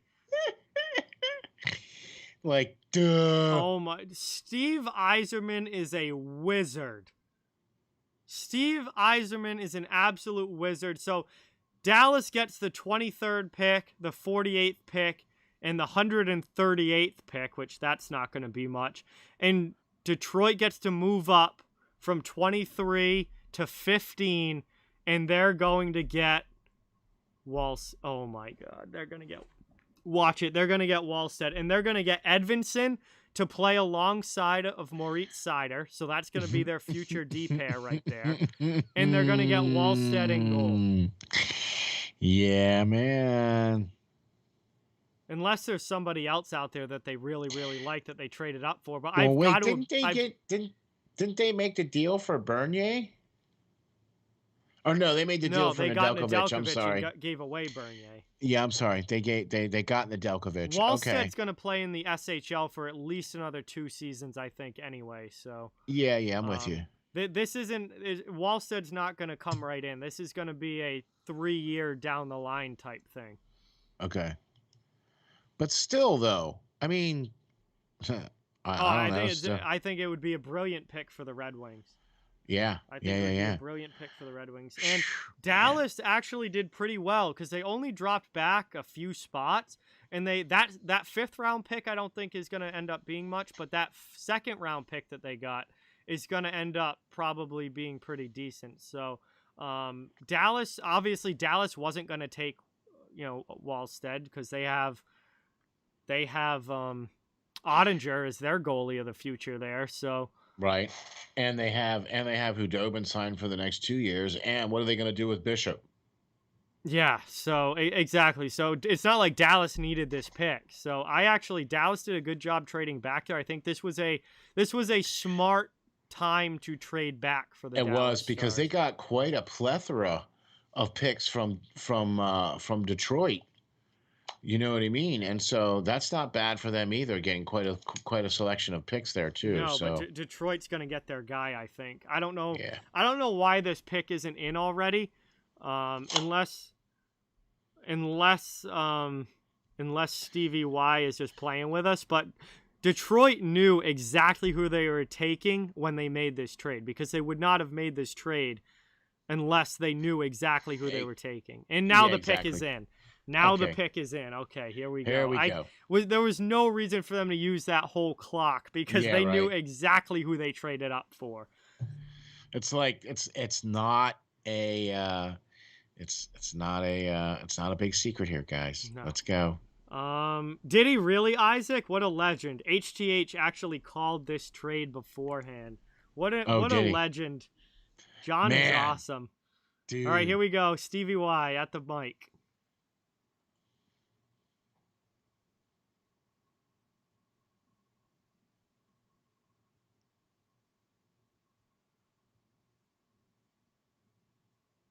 Wow, they took Casa. They took Casa over Wallstead. Casa was the other goalie. Yeah. Wow. Casa well, was ranked lower.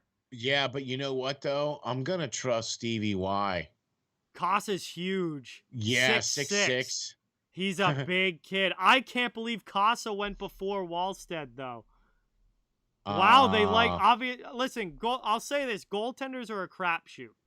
Goaltenders have always been a crapshoot in the draft, so it really comes down to what your scouts are telling you as far as which one to rank is better than the other and what they like better. Right. Casa was, I think, ranked around 15, 16. So this is Yeah. normally where he would have gone, except Wallstead was supposed to be off the board right now. Yeah, he played well, man, in the WHL. He had a 941 save percentage. He played He was phenomenal 20 this games, past year. 17-1-1 with a 1.57 goals against average and a 4 shutouts. I mean, so the kid played really well, and he's huge. Yeah, he's a I mean, massive 6'6". kid. Casa was the other goalie that was supposed to go in the first round. He just wasn't expected to go before Wallstead. Okay, yeah. I am surprised. I'm definitely surprised by this, but obviously Detroit likes Casa better. Better, yeah. Well, maybe that's the other thing too. And I'm gonna give Stevie Y the benefit of the doubt. Absolutely. Stevie Y always He doesn't gets draft the bad benefit of the people. doubt because he's an absolute genius. So Exactly. And they traded up for this guy. So they obviously see something in this player. They obviously like Casa a lot. To trade up for this, to give up those 3 picks to get to this, you know what I mean? So I just can't believe Wallstead's still on the board. I mean, this guy in every single draft rankings, Wallstead was ahead of Casa. I did not see one list that had Casa ahead of Wallstead. No, I didn't either. Casa goes first. Yeah. Well, that's just how it is. So now, of the teams remaining in the first round, are we going to see the other goaltender go? Who in the remaining first round is going to need? Winnipeg at 18 jumps out to me. Okay. I mean, what's Connor Hellebuck, 30 now? Yeah. I mean, I love Connor Hellebuck. And maybe Nashville too. And Nashville just got Askarov last year.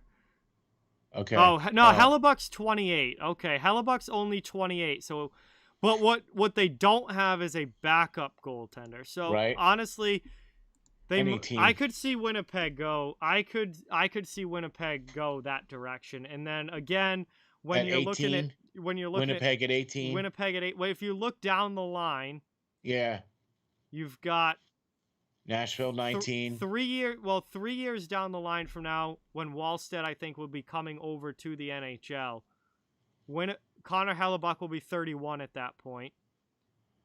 And, you obviously would then need Wallstead to probably be a backup for at least a year or two. Now you're looking at Connor Hellebuck being 33-ish. The timeline could be there with Winnipeg, as far as it going down the line goes. Okay. So we would then predict that the next goalie to go on the list is going to go at 18 here with Winnipeg. St. Louis could at 17. Jack actually just said that in the chat. That you're right, Jack, because obviously Binnington is getting older. Binnington has got the rest of his contract, obviously, but it's not like he's young. He's not 23. He's in his late 20s now. So and obviously Ville Husso is not it. Husso is not the next goalie. So no. I absolutely, you're right, Jack. I could see St. Louis possibly go that direction as well. Great point. Wallstead could go either of these next 2 picks, I think. Yeah. Either way, I think we're going to get that. You know what I mean? All right. I don't think he's going to go this pick, but I think he could go at 17 or he could go at 18. Yeah, no, I don't think that he's going for this pick here either. But Winnipeg definitely has the idea that work there for Winnipeg. So we'll see. Going to be interesting though, because I guess I'm a little shocked as you are with this pick here for Detroit. moving up here to get the Casa goalie The rankings didn't have them that far apart, but it was pretty consensus that Wallstead was the top goalie in this draft. So Casa was right behind him, but it was thought that Wallstead would probably go somewhere between 8 and 12, and then Casa would go either late teens or early 20s. But obviously, that's not how it's gone down here. No, obviously it has not. So cool surprises! I love surprises with the draft. Yeah, we're actually getting a pretty decent draft here. This has been a very fun draft. I feel like this has has been one of the most fun drafts I can remember in recent memory. Well, you know what I think you know what I think it is. We're not getting the boos, right? Because every time Gary Bateman would come up to the microphone and everybody would boo. I think the boos are fun though. I like. Oh, I know. Yeah, I'm with you, but yeah, you know. All right, Rangers pick is in. Rangers obviously are not going goaltender. They've got Shesterkin and Georgiev. Yeah, I know. Shesterkin is absolutely the goalie of the future there. I don't think a goalie would make sense here. I mean, maybe Chris Drury's going to shock me, but I've been shocked already a couple times this draft. But why not another one? Why not? Wallstead's dropping hard. I wonder if teams are not as high on Wallstead as a lot of the rankers had him and whatnot, because he's dropping pretty hard here. Exactly. Right. In which... Wow, Brennan Othman, left winger. This is, again, another guy going earlier than I was, a little earlier, not much earlier. So I shouldn't make it out like this is a huge reach or anything. He's going a little earlier than I was expecting. Okay.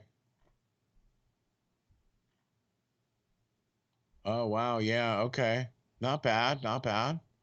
Kind of maybe more in the later rounds. You know what I mean? Right? I thought he'd go somewhere around 20 to 25, somewhere in there. Yeah. So for him to go at 16, that's a little earlier than expected. Right. 55 games, 17 goals. He's 6 foot, 175 pounds. He's 18. You know what I mean? He's got some years to develop. Plays well, has good skating, good speed, good vision. But he needs to develop. This is a good selection here, I think, for the New York Rangers, man, for sure. Yeah, we'll see. Another winger. The Rangers have been drafting a lot of forwards recently, and they're looking to him to be a wing of the future up there in New York. Let's see, Jack. What did I jinx? Jack says I jinxed something. Burke said that about Kevin Weeks. What exactly did I jinx, Jack?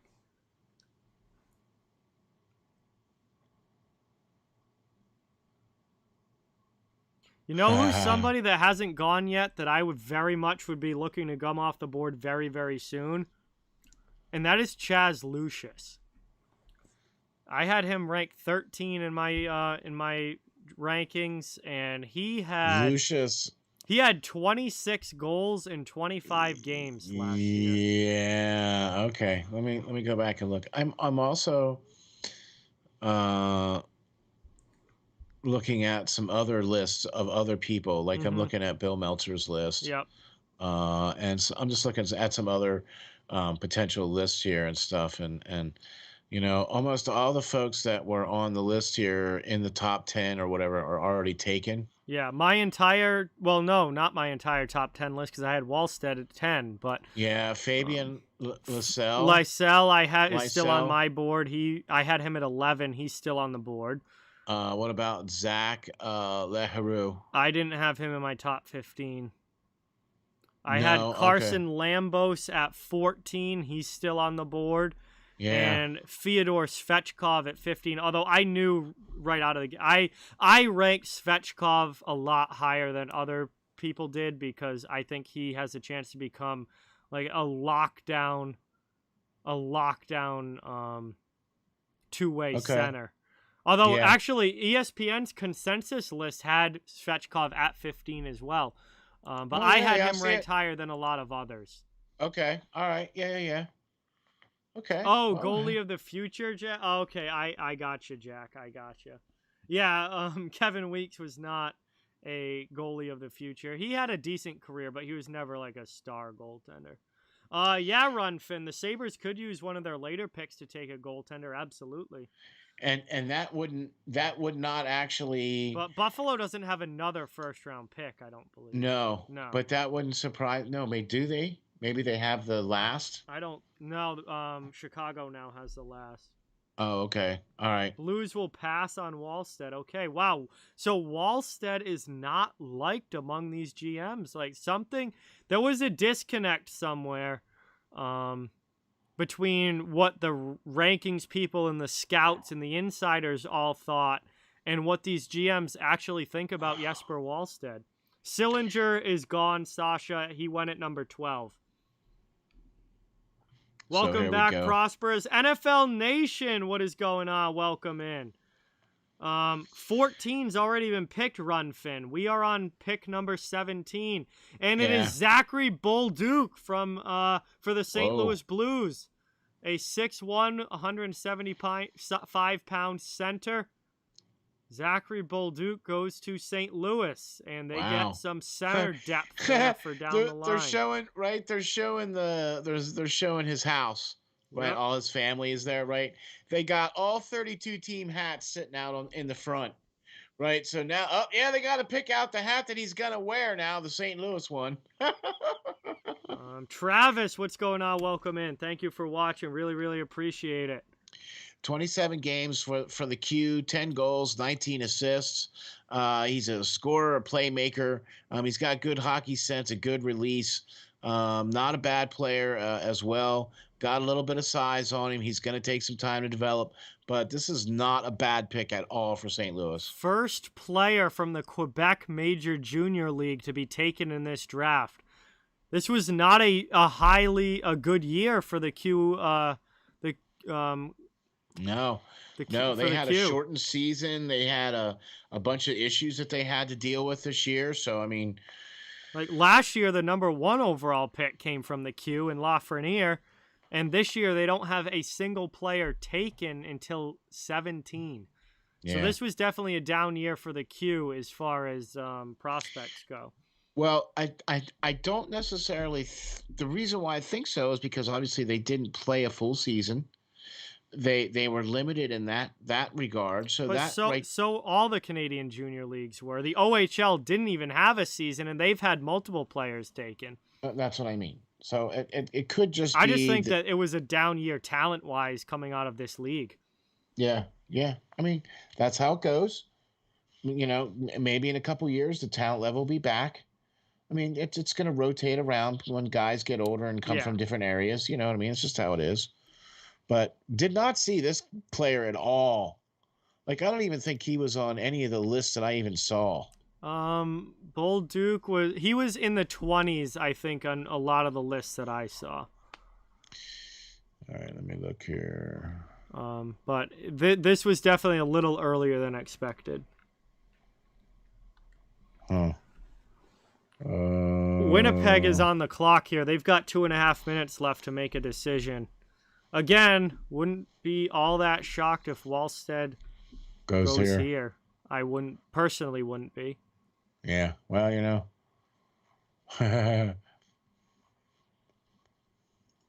They are down to 2 minutes and some change here.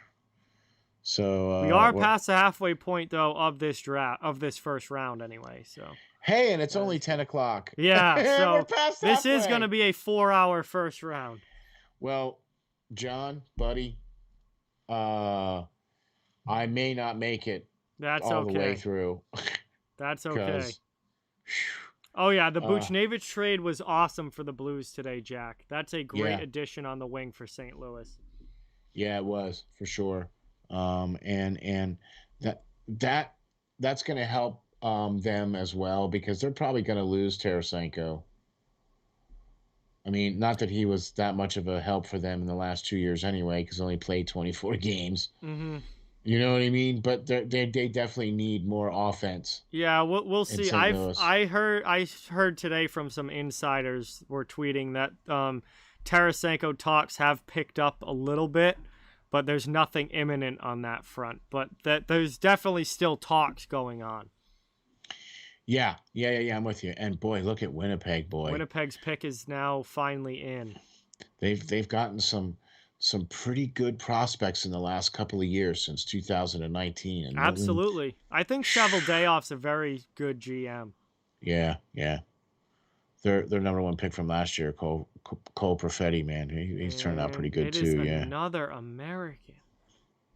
Chaz Lucius finally goes. I love this pick.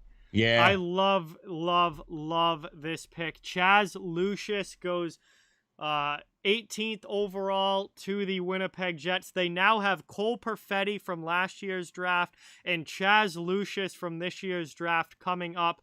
That is a lot of points coming up through your system.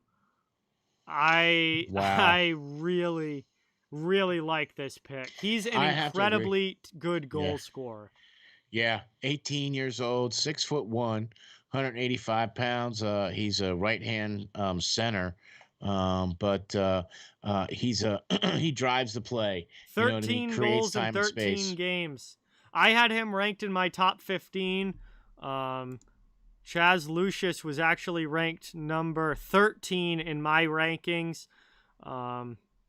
He had major knee surgery, so obviously that might have caused him to slip a little bit, but it was before this past season when he had the knee surgery, so he's fully recovered from that. Yeah. 13 goals in 13 games. I mean, come on. Yeah, he had a phenomenal year scoring goals this year. And he goes to the net. He's a big time goal scorer, and he's gonna be he has the body too. Yeah, absolutely. Rangers took Brennan Othman, Jack, or not Jack. Other Jack. Sorry. Yeah, there's multiple Jacks 16. In the chat right now. So. Thank you, multiple Jacks, for joining. We really appreciate you being here. Really, please hit the like and subscribe, man. That really helps us all out. Also, if you can hop on over to the Steel Flyers channel and check that out too, and hit the like and subscribe, man. That we're all part of the same network here, so we all could really appreciate the likes and subscribe. So if you're not following John from Off the Wall Hockey, then you are clearly missing out. Going with Nashville on the clock. Nashville's on the clock. They've still got some time left, though. We're at pick number 19 of 32. And could we see a goalie? I don't think so, because Nashville took Askarov last year, Askarov last year. Okay, so now with the remaining teams, we're looking at the next couple picks here. Edmonton? What about Boston? I think there are bigger needs for Boston than goaltender. Okay. I mean, because obviously Swayman's going to be the future. Okay. Yeah, and we're assuming Swayman's the future, then I don't think you spend this pick on a goalie. I think there are much bigger needs for the Bruins. Okay. Edmonton could get Wallstead. I don't know how Edmonton internally feels about Stuart Skinner.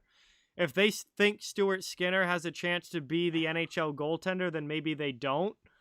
If they're not high on Skinner to be a long-term solution in goal, I mean, you've got two very old goaltenders right now. So I would be looking Smith goaltender possibly for Edmonton with this pick, if assuming Wallstead's still there. Right. Smith is 39, so I really, really think it should be that. That's what I think would be the pick here. Would be the goaltender for Edmonton, because that makes a lot of sense for them. You know who I would love to see Boston take? Who? Fyodor Svechkov. Yeah, there you go. I'm really high on him. He had 30 points last year playing in the MHL and the VHL, which are kind of below the KHL in Russia. But he projects to be a two-way center that is going to be known for his defensive game. And with Boston, you have Patrice Bergeron getting older. He's obviously Yeah. a 4-time Selke Trophy winner. If Yeah. you could get a guy who's going to play Selke level defense from the middle as a middle six center going down the line, if you're the Bruins, I would love to see Svechkov Yeah. here. Oh yeah. Yeah. All right. Okay. I'm with you. I can buy into that. Hey, I mean, listen, you're at least going to be getting someone that I think is going to be a good player. At the very least, he's always going to have his defensive game. Even if the offense never pans out, you have a shutdown third-line center. If the offensive game does pan out, all of a sudden you've got a 50, 60-point guy who also plays Selke-level defense and is probably your second-line center. And there you have it. And, it's like, boy, did things get much better for Boston today. Didn't they, Mr. John? Yes, Taylor Hall locked in his 4-year deal at $6 million per. Literally what I was asking for their contract. I wanted 3 or 4 years, 4-year deal. I wanted somewhere between $5.5 and $6.5 million. I did not want anything more than 6.5, and they lock him in at 6. Just that is to me the perfect contract for Boston and Taylor Hall. And you know what? When he came over from the trade deadline, you could tell he was a different player. He just seemed to fit in much better in Boston. This was his first time he's playing with a much better team. He was incredible when he came over from the trade deadline. He fit in perfectly. So there you go. You did not like that move at the beginning. No. Taylor Hall answered all of my questions without a doubt. Bub Z, what's going on? Bro, what's going on? Welcome in. Thank you both for being here. Really, really appreciate it. Nashville's pick is in. This is going to be an interesting one. Nashville needs forward help. This has got to be a forward here. Yeah. I don't know which way they go as far as it goes, but they've got a ton of depth on defense. Yeah. They obviously drafted Askarov last year. This has got to be a forward for the Nashville Predators here. So do you think, well, you said forward, right? Yeah. Let's see here. Gosh, man. Svechkov and Lysell are the only forwards in my top 15 that haven't gone yet. But there's been a lot of guys not in my personal top 15 that have gone, so that doesn't mean it's not going to be from someone out off the board from that group. Right. I'm just trying to look here at some of these other ones. Those are all D, man. Matthew Nyes is one that Bill has for 27th. I don't know. There's some other ones on here too, but I don't know. We'll see. Jonathan, what's going on? Welcome in. Thank you so much for being here. Really, really appreciate it.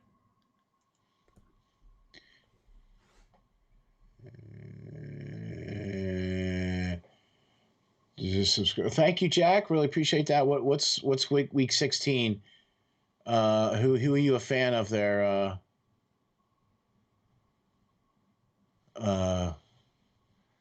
For week 16, I don't remember. Who did the... I'm trying to think. I don't know. I don't remember off the top of my head. Yeah. I don't remember. NFL. I'm going to have to go break out. I'm going to have to break it out. Last NFL season was a while ago now. We're almost to the new one. All right, let's get Nashville's pick in here. We're almost to pick 20, which, again, we're over the halfway mark, but not by far, and it's already after 10 o'clock. I know. This is definitely going till midnight. 16. Okay. The other thing is, I don't think this can be uploaded to Spreaker. It's gonna be like 4 hours long. Well, you probably could do it. We could. Hey, man, as long as you wanna cut it down. Oh, week 9. All right. Oh, week 9. Oh, Cowboys fan. Oh, he's a Cowboys fan. Okay. Oh, here's David Poyle. Here we go. Pick is in.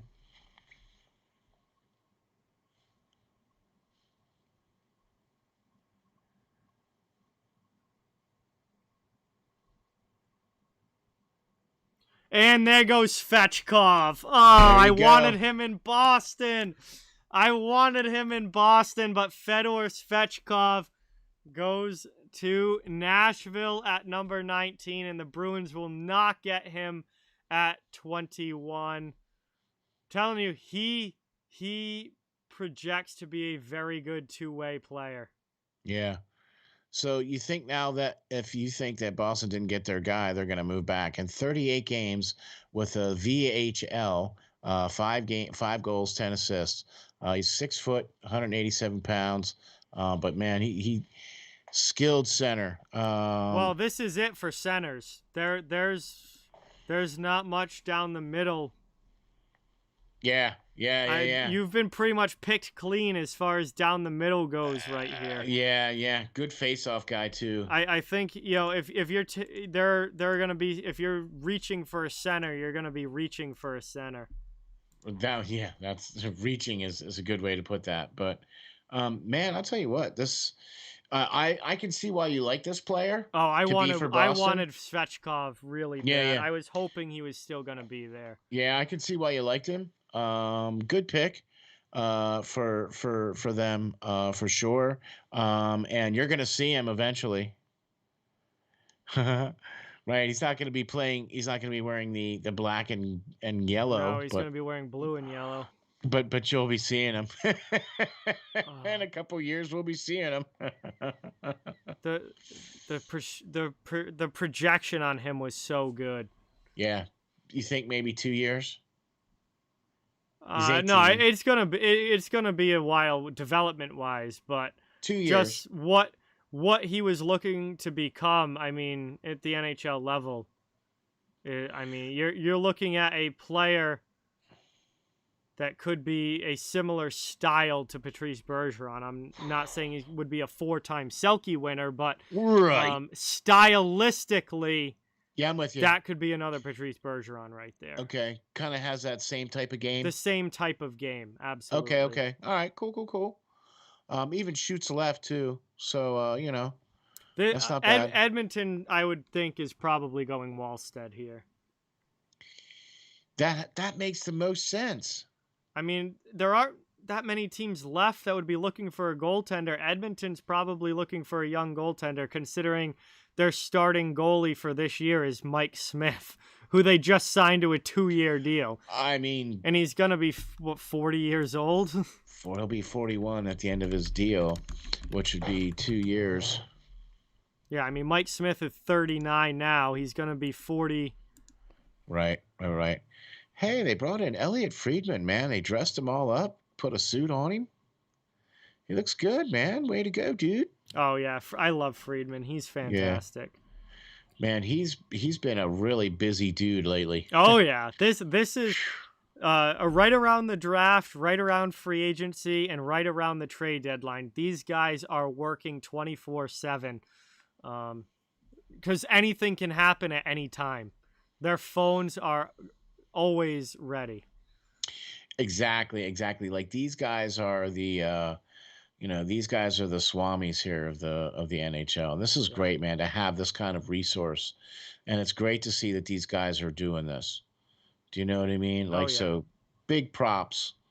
Big props to all these guys. What a great job. Yeah, right. Can I get that job? You have all the inside information before anyone else gets it, and you get to release it to the world. So, I mean, he released most of all the expansion draft stuff too. Frank Saravelli got there first with the expansion picks. Okay. But Friedman both confirmed a lot of them. Yeah, I was just gonna say they both were. But Frank Saravelli was the one who just spoiled the expansion draft. He must have gotten like half the picks, like hours, like literally that morning. But like 2 hours after they released. Yeah, like he had picks by like 10 a.m. All right, well, so now Edmonton's on the clock. Edmonton's using the whole clock. Yeah, they are.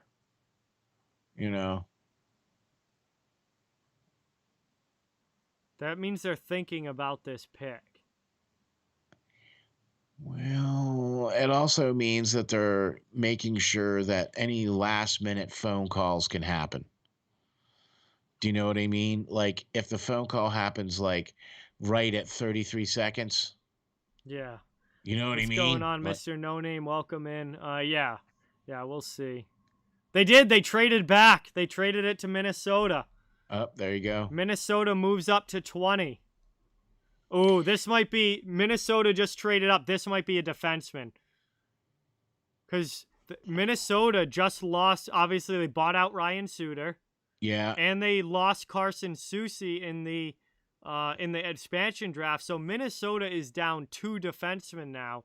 This could be a move up for a defenseman for the Minnesota They Wild. also bought out Sutter too. Yeah, Ryan Suter and Carson Soucy both gone off of that defense. So obviously it wouldn't be a defenseman that's going to play next year, but looking down the line, I would imagine this could be a move for a defenseman from the Minnesota Wild. So let's see, defenseman here. Carson Lambos is still Lambos. there. Lambos is the top defenseman remaining on my list.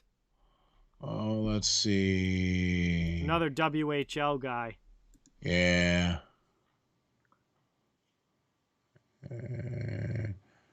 Did Corson Kuleman go? Kulemans. He has not been drafted yet. He's been actually linked to the Bruins.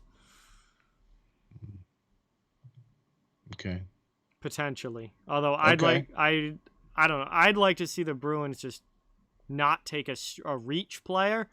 But the guy I wanted them to get in Svechkov is off the board. So I guess I'll take whatever Boston gives me at this point. I mean, you know, you're not going to be able to be real picky. I'm just trying to see if there's even any more. Yeah, not too many more D-men on the list here. So, Jack Pert. Yeah. Right? That's reaching. That's reaching. Yeah, that's really reaching. Now we're getting down to the end here now. Yeah, no, I don't know. Nope. Okay, well. All right. Minnesota, 3:25 left on the clock. 20th pick. They move up to 20. Edmonton moves back to 22. So I guess Edmonton wasn't high on Wallstead either. Man, that's another team now. If they trade back to get a couple more picks and then get Wallstead. So let's see. Edmonton got pick 22 and pick number 90. So 90 is a 3rd round pick. So they drop back 2 spots and they get an extra 3rd round pick out of the deal. Okay, that's not bad. All right. Because best I think the players second and the third available round. According consensus, best players available. Wallstead, obviously. Fabian Lysell is still on the board. Carson Lambos is the best defenseman available, along with Corson Kulemans. Daniil Chayka is the next defenseman on the board after that at number 30. That'd be a reach this high. This has got to be Lambos. You think so? For Minnesota, I would imagine for Minnesota, this has got to be Lambos. I mean, I've been surprised by a ton of picks tonight, and they've not been who I thought they would be. So there's certainly no guarantee that that's going to happen. But I hear you. It's one of those things this where you know what I seems like mean. Carson Lambos time for me. I mean, Yeah. 6'1", 201, left shot defenseman, playing in the WHL. He had he played actually over in Finland last year and had 11 points in 13 games. In his first year in the WHL, he had 32 points in 57 games, and that was as literally a kid. I think he was 16. 17. 16 or 17. 17 until January. That's when his birthday is. Let's see. January 14th. He's 18. He is 18 now. Right, 6'1" though. He was 17 pounds. when he was playing for half this season. Yeah. He's got good size. Yeah. 6'1", 200 pounds. I mean, he's got the size. You know what I mean? So. All right, here they There we go. Bill Guerin is up, and Minnesota is making their selection. See if it's who I think it would be.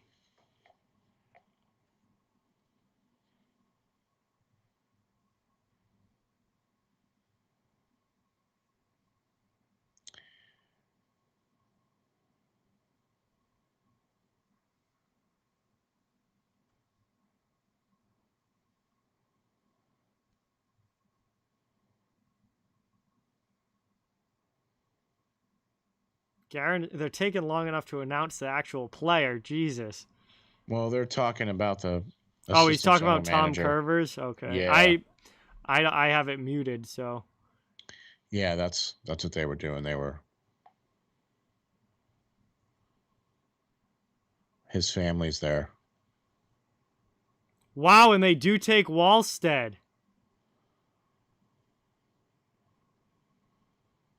Well, Wallstead's finally off the board, 10 picks later than expected, but I'm surprised they went with a goalie. They have Kakkonen. They have a 24-year-old Kakkonen. But it's So like you were saying though, and we look, you can't expect number one goaltenders to go out there and play 60 games a season. You need to have these 1A, 1B type goaltenders to come in. You know what I mean? Give him a couple years. He's 6'3", 214. He has a 2.23 goals against average, a 0.908 save percentage. You know what I mean? So give him some time, and then he could be that 1B, that, you know what I mean, that can maybe step in there. Minnesota's not super high on Kakkonen as being the long-term guy. I Right. mean, again, I don't know how internally within that organization they feel about certain players. Minnesota wasn't a team I was expecting to take a goalie. Not in the first round anyways, maybe in like the third or the fourth round or something like that, more of a project guy, but I mean, Wallstead was the highest ranked goalie heading into this draft, and he drops all the way to 20, and then he goes to Minnesota. I'm a little surprised there. Not who we suspected, yeah. But that leaves Boston on the clock now, and my guy is off the board. Svechkov isn't there, so it's going to be really interesting to see what the Bruins do here at 21. Aiden, what's going on? Welcome in. Do you think they trade back now because they didn't get their guy, or because because they were looking for Svechkov and they didn't get him? Do you think they trade back, or is there somebody, do you think maybe that they might be targeting? I mean, Fabian Lysel's still on the board, and he's dropped. He was expected to go earlier. He was expected to go much sooner than in the 20s. He was supposed to be somewhere between like 11 and 18, somewhere in there. So he's still on the board. I think they could go defenseman. Actually, if Carson Lambos is still on the board. Yeah. I mean. He is. He is still on the board. You can never have too many defensemen. But he's still on the board. And I would heavily consider that if I were the Boston Bruins right now. Okay. He's another guy that's dropped. I had him in my top 15. We're on pick 21 now, and he's still there. Yeah. I would not be upset with a Lambos pick here. Is Lambos a right shot or a left shot? He's a left shot, too. Left shot. And the Bruins need left shots. That would be my pick right here. Okay. That would be my pick right here. Would be Carson Lambos. Here we go. Derek, what's going on? Welcome in. Thank you for being here. Really appreciate it. Good to see you in the chat. Thank you guys all so much for watching. Please don't forget to hit that thumbs up and subscribe. It helps the channel an absolute ton and is greatly appreciated. Also, don't forget to check out www.steelflyers.com, where you can get everything Steel Flyers from the entire network here. Off the Wall Hockey Show Special Edition Draft Night, part of the Steel Flyers All Sports Network. It is episode 30 of the show, and we've got a heck of a draft going here. This has been one of the most exciting drafts that I can remember, just as far as the picks, not knowing who it's going to be, and just kind of being surprised. And I've loved this first round. I'm gonna have to agree with you, and not knowing who was going to be selected. And then, everybody has their mock drafts. Everybody has who they think is going to be selected. The mock drafts haven't been accurate, that's for sure. I mean, everybody selected Powers to go first. Yeah, the top few were pretty spot on, although Mctavidge at 3 was definitely not surprise. Expected. And Boucher going as early as he did, too. And Boucher going in at, 10? That was surprise. Yeah. This has been a great draft. A lot of fun to watch and cover, without a doubt. I'd And imagine ESPN has done a really good job Boston too. might trade back. If they don't trade back, I want Lambos here. Okay, that's what I was just going to ask you because they're using all the time here. Yeah, they might be trading back. Okay. Which again, I wouldn't mind because I don't think there's a super standout on the board right now that I like have to have. Nope, okay. pick is in. Pick is in. They didn't Nope, trade it. not Pick trading. Is in. Come on. This is going to be a classic Don Sweeney reach pick, isn't it? Come on, baby. It's going to be somebody that was like expected to go in like the 3rd round. Yeah. Oh, come on. You guys have gotten some D in the last couple of picks here with Boucher and Lourdes and... Well, Beecher's a center from Michigan. All right, here's Don Sweeney. Say it. Oh, did they take Lysell?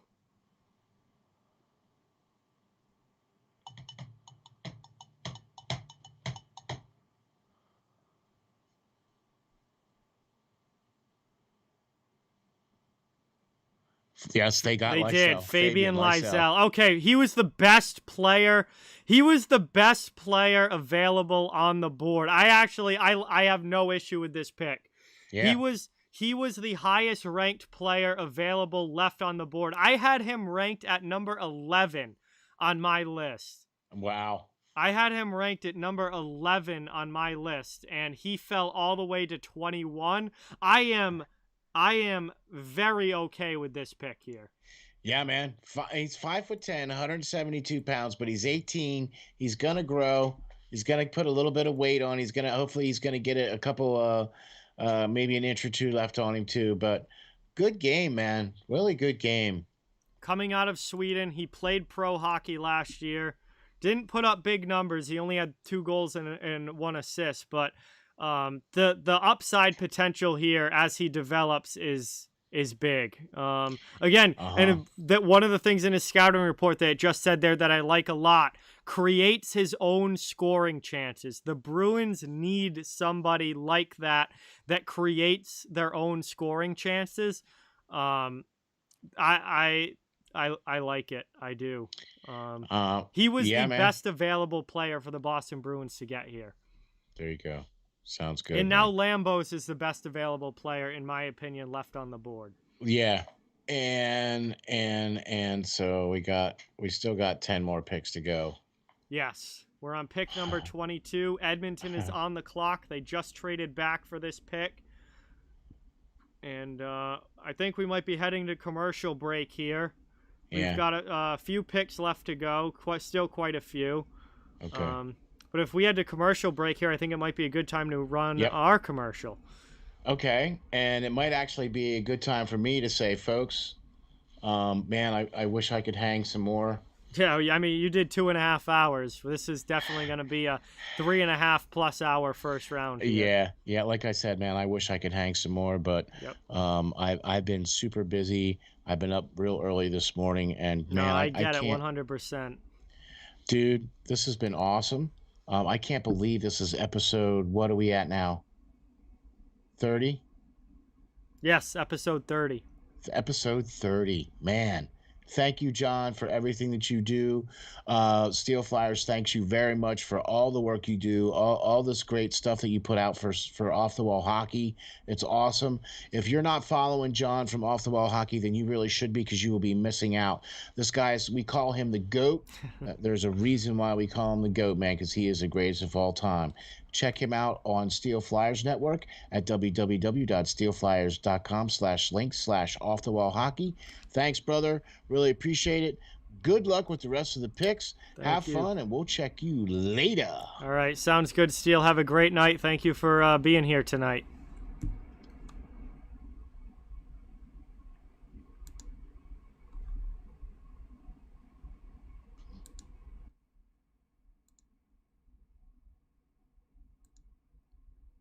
All right, everybody. It's just gonna be me the rest of the way here. Steel, obviously, he has work and everything during the day, so it's been long and he's been up early, so he's got to get to bed. But I am here for I am here for the rest of the first round, no matter how long it goes, and we'll see what the rest of the picks bring us. Lysell dropped due to maturity issues. Bruins are definitely capable of that, Jack. Absolutely. So I really like that pick there for Boston. He was the best available player on the board, and I think that there's definitely some more development needed there. This is not a guy that you're going to see in a Bruins uniform within the next 2 years or anything like that. But 3-4 years down the line, I think this could turn out to be a very, very solid pick. THG, most of the big names are gone, man. Pretty much a lot of the top guys, all the top guys have been picked. I don't think not yet anyway. We're not seeing much for steal possibilities. But I think we're going to see a lot more guys being picked now right around where they were expected to be picked. Because the guys that did drop have started to get picked up. Carson Lambos, I definitely think, is the best player still available. Also, Atu Ratti is a guy that I think is going to go here pretty quickly. Corson Kulemans is a guy for sure that is going to be coming off the board soon. There's still some good players left, but all of these guys left on the board were kind of expected to be going around this area. So I don't know if any top 25 guys are going to be left for pick 25. Or for a second round pick, excuse me. But Edmonton's pick is in. We will see who they take here at number 22. Is this going to be another defenseman? I mean, they got Bouchard, Broberg. Are they going to take Lambos here? Another defenseman? And no, they take Xavier Bourgault, center from the QMJHL, another Q guy here. Only, I believe, the second Q guy taken in this draft. Xavier Bourgault goes to the Edmonton Oilers at number 22, and they pick up a center here. 6 foot, 172 right shot.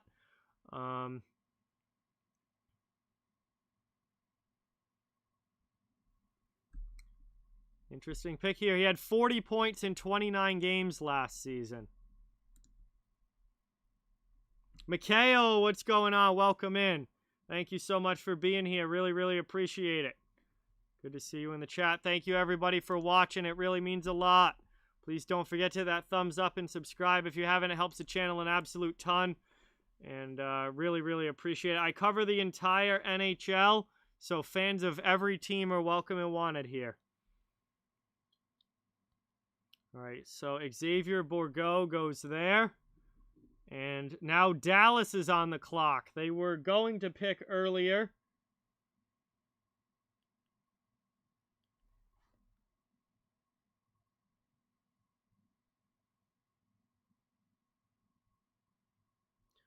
But they traded back.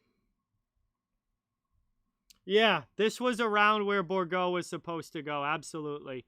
Early 20s, mid 20s for sure.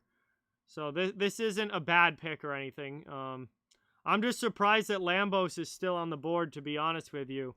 I could very well see Dallas go with Carson Lambos here. Again, you can never have too many defensemen, and outside of having Heiskanen locked up long term, John Klingberg is getting older. You just lost Jamie Oleksiak in the expansion draft. Dallas could definitely use some defense. A young, talented defenseman. I wouldn't be surprised if Lambos goes here to Dallas at 23. Long-term, yes, Mikhail, absolutely. I do think that Power will be going back to Michigan for another season of college. But I think long-term down the line, he absolutely can help them. It's tough to say, Derek. I know that the Flyers want to trade him, but that contract is going to be tough to move. So it's kind of hard to say right now. We'll see. I know that the Flyers and Voracek would probably like to go separate ways, but that contract is going to be tough to move because he is making about $2 million more per season than he should be. Hey, thank you for watching, Joey. Really, really appreciate it. I will also be live for free agency, guys.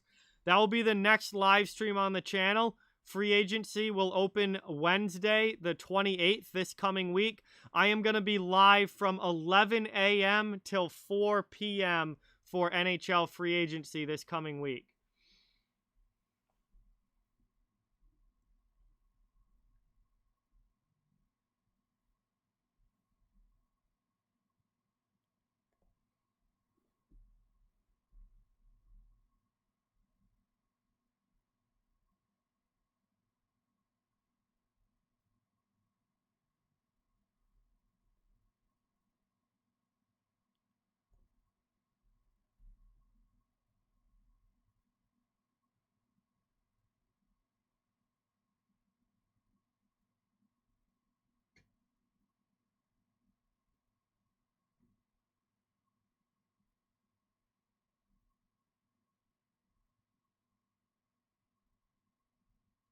Oh, pick is in here for Dallas.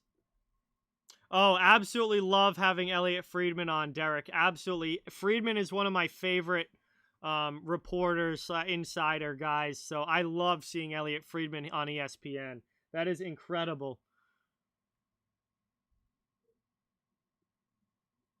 All right, Dallas has pick 23. They originally had 15, but they traded back with Detroit.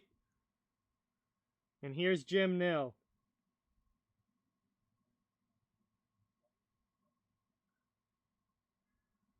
Wyatt Johnston. Okay, here we go.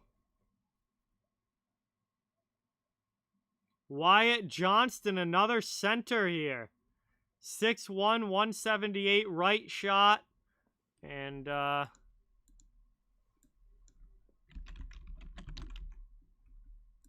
let's pull up the old Elite Prospects page. Let's see. He was ranked... Ooh, this is a bit of a reach. This is a bit of a reach. He was pretty much expected to be a second-round pick, it looks like. Wow, okay. So, it looks like Johnson was expected to be somewhere in the second round, and he has gone up to first round, 23rd overall. Take a look here. Elite Prospects had him ranked number 54. Bob McKenzie had him ranked number 40. Craig Button had him ranked 63. Sportsnet had him ranked at 30, so Sportsnet was a little bit higher on him. Dauber Prospects had him all the way down at 74, and McKean's Hockey had him at 55. So this is a bit of a reach here for the Dallas Stars. We'll see, obviously, long-term how it works out. Sometimes these picks that are supposedly reaches end up being really, really good players, and the players that were supposed to be really good end up being busts. So you really can't judge a draft pick until you find out what that player has become. But this is definitely a little bit of an off-the-board pick for the Dallas Stars.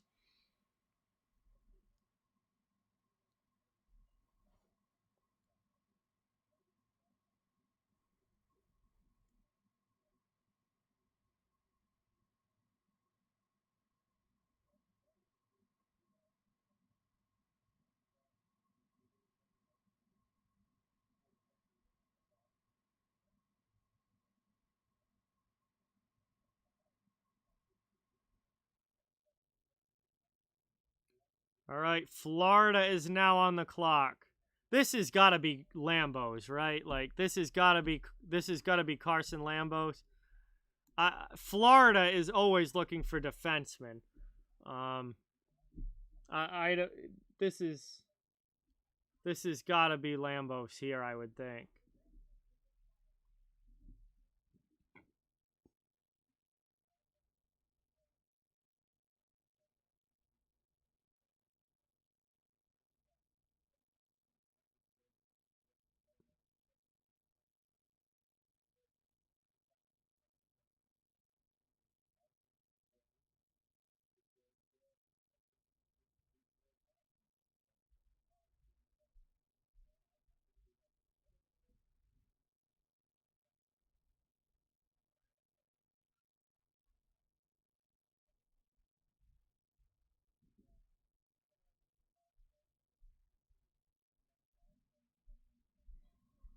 they're talking to Jarmo Kekalainen right now about what Columbus has done and how he loves both center icemen that they were able to get with Sillinger and Johnson.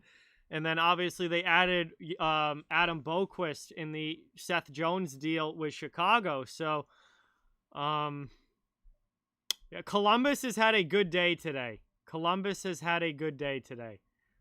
Not not having to pay Seth Jones $9.5 million to get some good draft picks for him, to do well with those draft picks, and then to get Boquist added to their decor as well. I think Kekalainen is a great general manager, and they pick again at 25. They pick again at 25, so they're not done yet. So this is a big, big day for the Columbus Blue Jackets. Mikhail, all of them. That is a goal of mine, is to someday go to every NHL arena and see a game in every NHL arena. So I would love to go to all of them. All right. We'll see what Florida does here. They're letting the clock run down. We are down here to 30 seconds left on the clock. We'll see if they trade back or if they use this pick and who they take with it.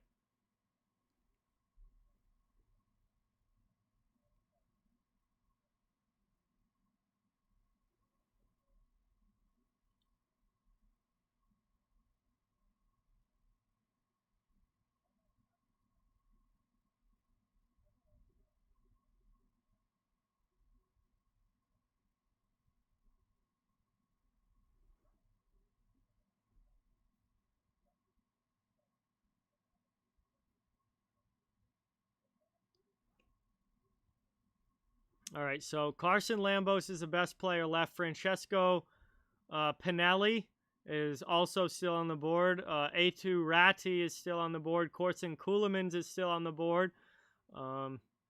Nikita Chibrikov, right winger, still on the board. So we've got some good players left here. Pick is in for Florida. They did not trade it. Pick is in. 15 minutes, Mikhail. I am right next to the Rhode Island border. I only have to go through one other town to reach Rhode Island.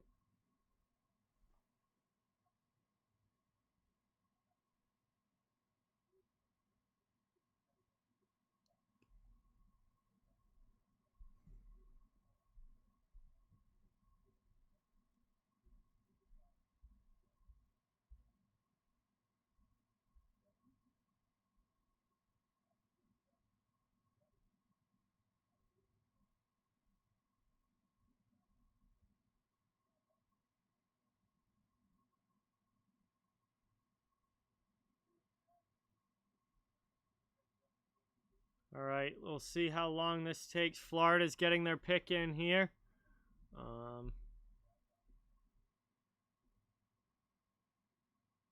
Hey, thank you, Derek. Very, very much appreciated. Yes. Thank you so much. Nice number to hit, and we're just going to keep move forward and get more and more from here on out.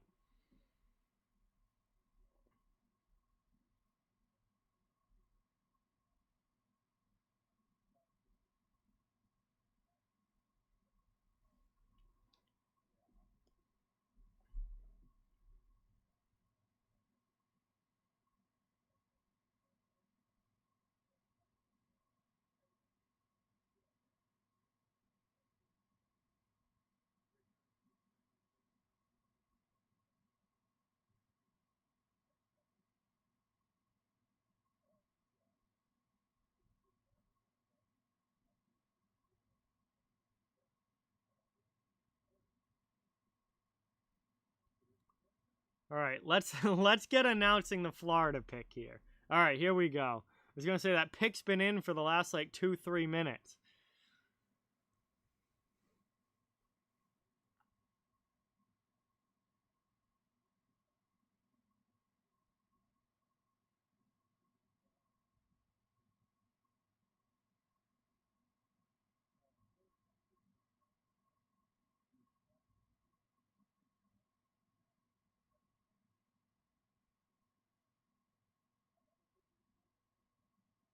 Okay, here we go. Another interesting pick here. Mackie Samoskevich from Chicago in the USHL. Pretty good point totals there. Right winger, and he is, I believe, going to the University of Michigan this coming season. So he's from Newtown, Connecticut. Okay, so he's from actually somewhat local to me. One state over, Connecticut. Interesting pick here. Not somebody that I had going this high, but definitely some upside potential for sure, and somebody who has some good size. Only 5'11", but 191 pounds, so he's a beefy 5'11". And obviously, at 18, he still can grow, and you might see him hit 6 foot or 6'1", and he'll probably get over 200 pounds for his playing weight in the NHL. So I'm just a little surprised that Florida didn't go defense there, but Mackie Samoskevich becomes a Florida Panther here, and Columbus is back on the clock for the third and final time in this first round. Columbus is back on the clock.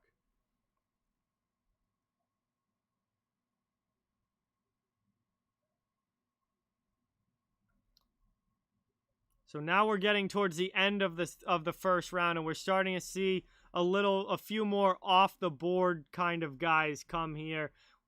Guys that weren't exactly expected to go there. I'm actually going to pull up Mackey's Elite Prospects page here. Let's see. All right, so this isn't that big of a move.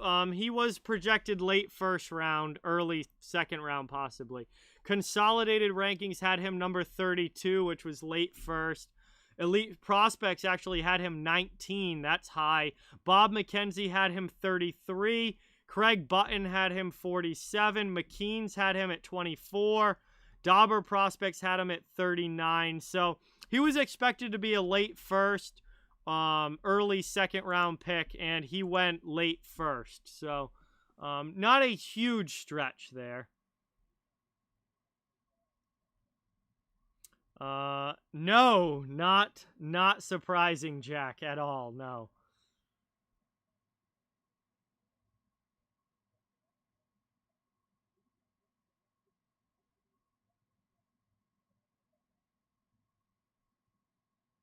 All right, guys, we're going to head to commercial break here before Columbus's pick comes in, and I am going to head to commercial break as well because we haven't run the Canine Country Club commercial yet during this week's show, so I'm going to do that right now. Again, a huge thank you to Canine Country Club Resort. Everything that they do for Steel Flyers, sponsoring this show and just the Steel Flyers All Sports Network in general. We could not do this without them. So here's a quick word from CCC Resorts, and then we will be back with the rest of the draft after this. Greetings. This is Steel Flyers from the Steel Flyers All Sports Network, and we have two very special guests. We are delighted to be joined by Tracy Musser and Nicole Howard from the Canine Country Club Resorts. Tracy and Nicole are both managers for CCC Resorts and work at the Windsor or at the club, one of two locations both in Manheim, Pennsylvania. Congratulations on your 30th year anniversary of being in business. Let me start off by saying this. Steel Flyer stands behind this company 100%. Taken care of Steel Flyer's furry friend for the last 2 years now, and they are a one-stop shop for everything your furry friend needs. In fact, let's find out what our friends at CCC Resorts offer. Nicole, how are you today? Good. How are you? Doing great, thank you. What are some of the great boarding services that you guys offer, and what do we have to do in order to get our furry friends taken care of when we are unable to travel with them? Well, we like to bring everybody in for a tour first. That way they can see the behind the scenes, they can see where they stay, they can see where they play, and then we explain all of the fun things that we can add on to their reservation, whether it be one of our packages, either a nature walk, a ball time, or even a cuddle time. Oh, wow, that sounds great. Boy, it sure sounds like a resort to me. So how are you today, Tracy? I'm doing well, thank you. Tracy, tell me, is it true that you guys have both an indoor and an outdoor pool at the Windsor location? It is true. We've got one of each, so we're able to offer year-round swimming. The indoor pool is a great option for dogs who are swimming for therapy or rehab. It's got that sloped entry so they can wade into the water. Our outdoor pool is a little bit larger, and it's 4 foot deep the whole way across. And both of them are saltwater pools, so it's really easy on the dog's skin and coat. Wow, that's very awesome. So then during the summer months, you have a much deeper pool outside and then a sloped entry shallow pool indoors for the dogs. Tracy, tell the folks how we can get some pool time. Well, the first thing everyone does is come for an intro swim. We use that time to make sure the dog is comfortable in the water. We make sure they know how to get out of the pool safely, and we go over all the pool rules and etiquette with the clients as well. After that, they're able to schedule private appointments where they have the pool to themselves, or they can invite friends and have a whole group swim going on. So after a dip in the pool, then it would have to be off to the groomers, right? I mean, our furry friends cannot go out looking their best. Nicole, what are some of the great services your top-notch groomers provide? Our groomers, they specialize in full service grooms. We can do the basics, whether it be just a bath and a brush out or a blowout. Or for the extra pampered pooches, we can do nail dremels, we can do deodorizing soaks, and also facials. Wow, man, that sounds like a resort if you ask me. Tracy, I know one of the main programs here at CCC Resorts is the WAGS program. The Steel Flyers dog is enrolled in this program. So why don't you tell the folks what is involved in this and how they can get enrolled? Yeah, the WAGS program is our primary daycare option at the Windsor. It's designed to be a structured program for people who are looking for a set routine for their dog. They all come on the same days each week, which allows them to have set friends, and we know exactly what's going on with each group. So we do a little bit more activities, and we build more into their daily routine there. But we've got other daycare options as well for people looking for a little less commitment. We do an hourly care where you can drop them off and just pay by the hour. We also do a day stay option, which is great for the dogs that prefer human friends instead of making friends with other dogs. And then we have a traditional daycare option as well if you're looking for the occasional outing for your dog. Wow, there you have it. A full service groomer, a daycare program, and an indoor and outdoor pool. What more could you ask for? Sure seems like CCC Resorts has everything covered. Remember, DOG, depend on God. We are back, and Columbus just made their selection. It is defenseman Corson Ceulemans coming out of the AJHL, and he was the second highest ranked defenseman still on the board behind Carson Lambos. Lambos is still there, though. He isn't coming off, so it's really interesting to see where he might end up. I think Minnesota, with this pick here, could really use a defenseman. I would not be surprised if Lambos goes here at 26 to Minnesota. But again, a big thank you to Canine Country Club Resorts, our show sponsor, and Steel Flyers All Sports Network sponsor. And thank them for all the support and everything that they do for us here. But we are back at it. The draft is rolling on. We've got a few picks left. Minnesota is on the clock. It is already almost 11 p.m. We've been going for almost 3 hours here. And we've got picks 26, 27, 28, 29, 30, 31, and 32 remaining. Again, Minnesota to me is a standout candidate to take a defenseman. They just lost Carson Soucy in the expansion draft. They also bought out Ryan Suter, and given who's left on the board here for Minnesota, why not replace one Carson Soucy, with another Carson Lambos, who I definitely think could be going here to Minnesota here at 26. But we will see. We will find out. Their pick is in.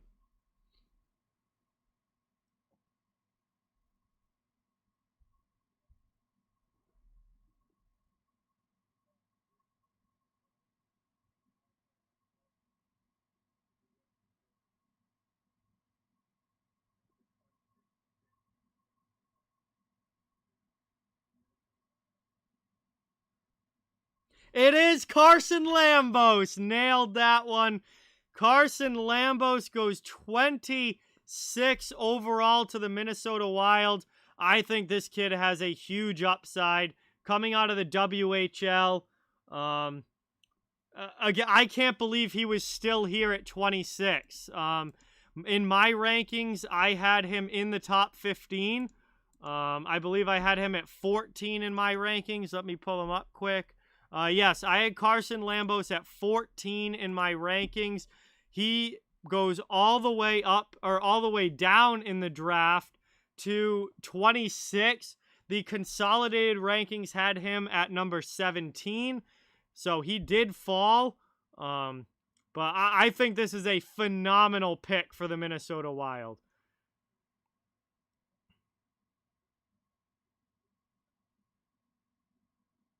Oh, wow, Austin. That is awesome. That is absolutely awesome. Wow. So Lambos goes here at 26 to the Wild, and Carolina is now on the clock at 27. Carolina has had what I would call a shaky start to the offseason, so maybe they can make up for it with a really good pick here at 27. We'll see who the Hurricanes are able to go out and get.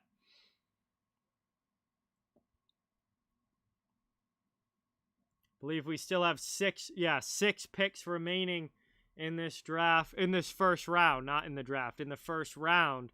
And then obviously rounds 2 through 7 are tomorrow.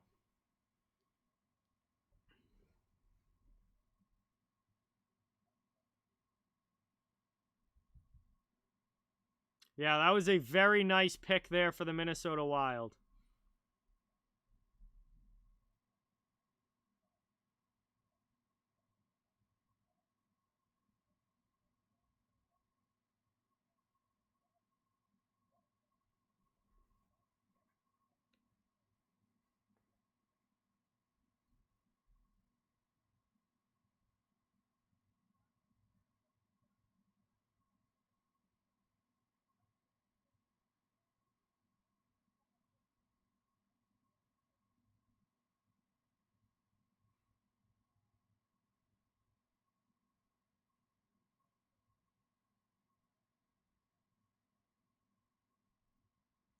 Hey, thank you so much for watching, Chris. Really, really appreciate it. Have a great night, and cheers to you as well. Thank you so much for being here.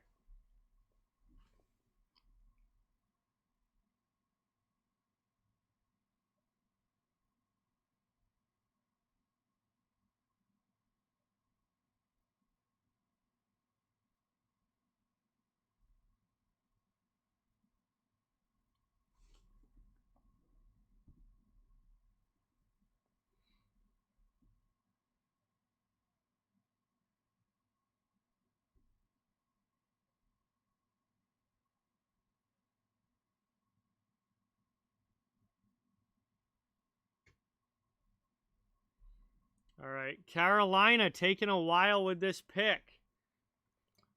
Yes, Isaac, very, very good pick for Boston at 21 with Fabian Lysell. Absolutely.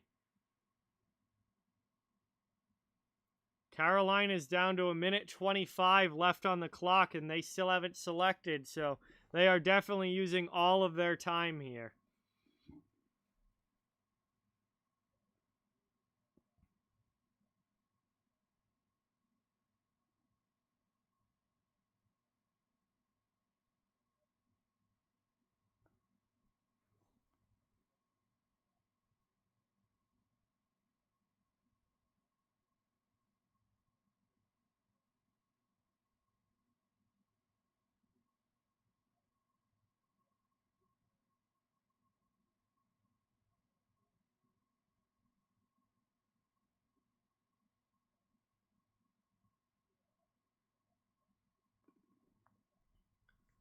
Well, Carolina really using all of the clock here. Colorado will be up next at 28. New Jersey has the Islanders pick that would have been 29, or is 29. It would have been the Islanders pick. It is New Jersey's. Vegas picks at 30, Montreal at 31, and Chicago now at 32 because Tampa traded it to Columbus in the David Savard deal, and then Columbus today traded it to Chicago in the Seth Jones deal. So Chicago gets number 32, or pick number 32. They're the last pick of the first round. And the last pick of the night. We are now over the 3-hour mark. It is after 11. The draft started at 8 p.m. And it is after 11 now. We are over the 3-hour mark. So this has been a long first round, but it's been an exciting first round. There's been some good surprises, a lot of edge of your seat for the picks where you don't know who's going to go there. This has been a really fun draft. One of the more fun ones that I can remember for sure.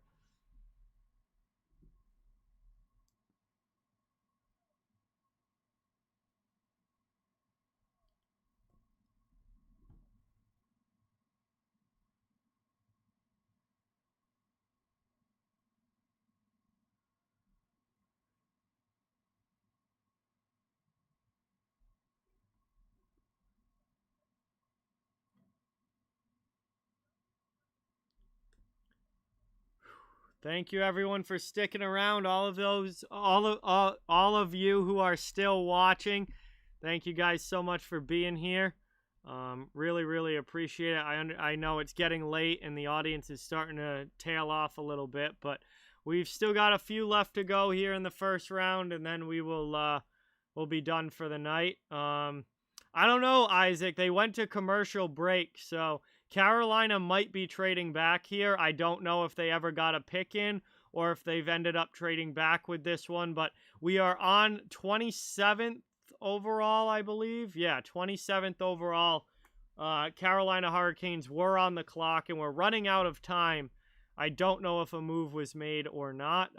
ESPN is at commercial break right now, so until they come back, we won't know.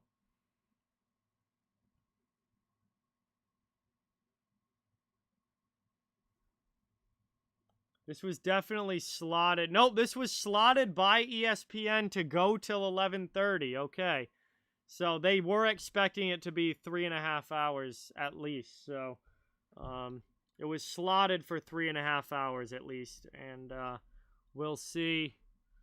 We'll see if it ends up going beyond that. There still are, 6 remaining picks. So that's quite a few. But if a couple of teams get them in quick, we might make up some time there, but it's definitely a late one tonight, for sure.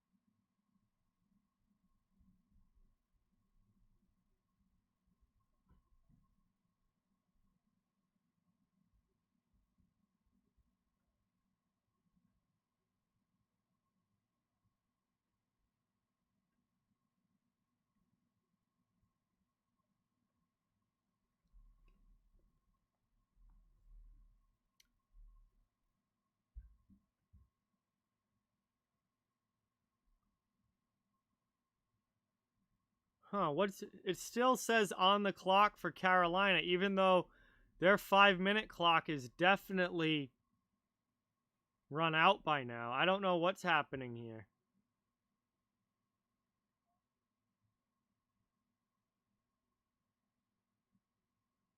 I don't know if they traded this pick and it just hasn't been announced yet, or if their pick is in and they just haven't.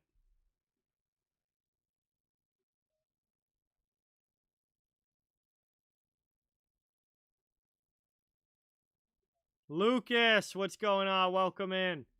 Thank you so much for being here. Really, really appreciate it. We'll find out what's happened here with this Carolina pick at 27. I don't know if the pick is in or if they've traded back, but their clock has run out, and we're just kind of sitting here waiting. Oh, absolutely, Jack. It's an incredible pick. Absolutely. I was very surprised he was still on the board at 21.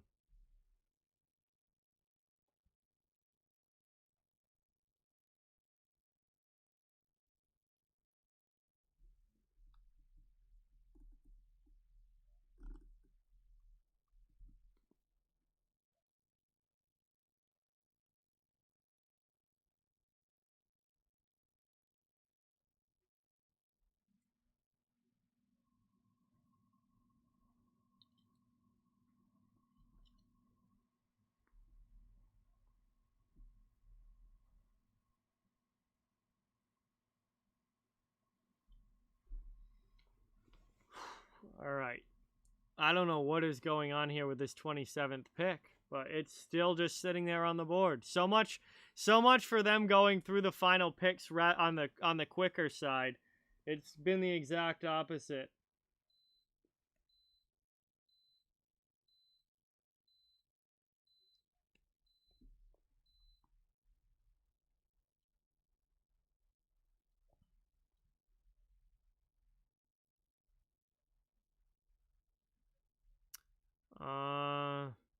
Well, Chris, I don't think any of these players are going to be playing this season. So, I think this whole draft is very high potential, still needs development. And Carolina did trade the pick. That is why it took so long to Nashville. So Nashville now has the 27th pick. All of these picks are for the future, Chris. There's nobody that's going to jump right in and be in. There's no Mctavidge, there's no Matthews, there's no Eichels, there's no Lafrenières in this draft. These are all developmental guys. That's just the way that this year has turned out. So Carolina gets 2 second-round picks, number 40 and number 51, from Nashville in exchange for the 27th overall pick. So Nashville is now on the clock. They just traded up for this pick, so they definitely have somebody in mind that they want here at 27. And we will find out who it is when they finally get their pick in.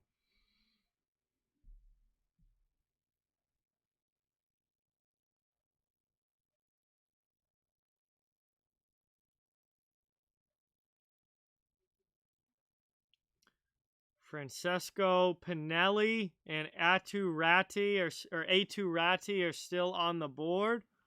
Both centers that are slipping in the draft. Nikita Chibrikov is a right winger still on the board. The top defenseman left is Daniil Chayka, and he's ranked at number 30. So you've got quite a few forwards ranked ahead of defensemen remaining here. Again, I think Nashville is looking for forward help. They're very deep on the back end.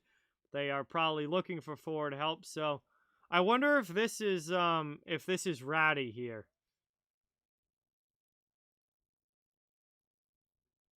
Pick is in.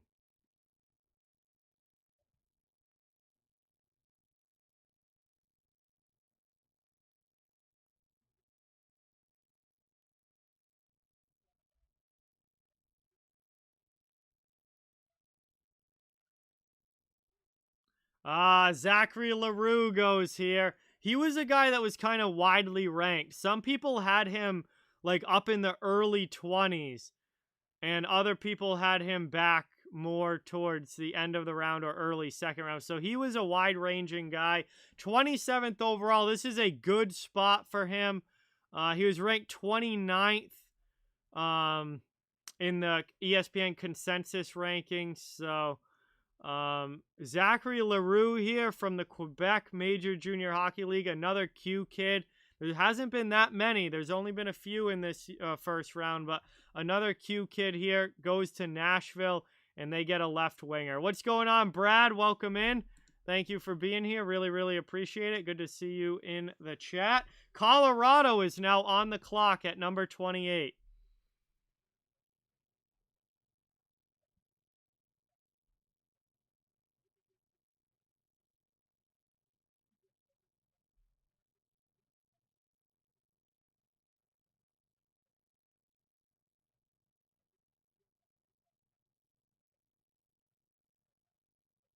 All right. It sounds like he's kind of a bulldog.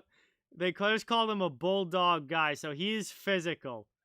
He's gonna bring some punishment, and again, Nashville has usually had a fairly physical team, so the fit is there for sure. I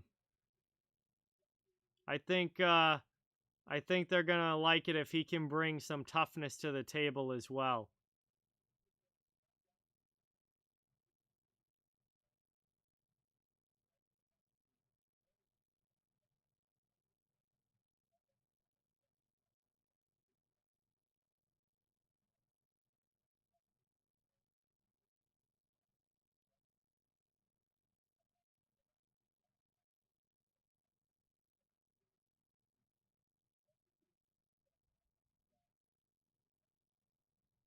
Wow.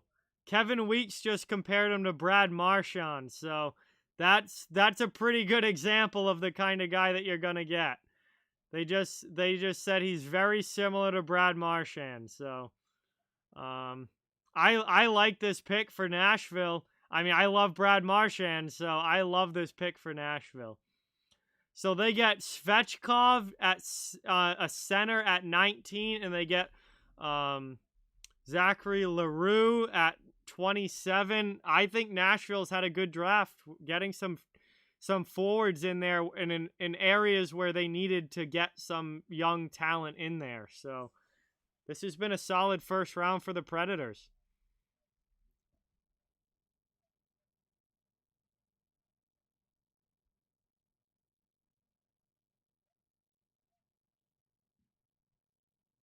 I wonder if this kid fights at all. I'm going to look that up. I wonder if he fights at all.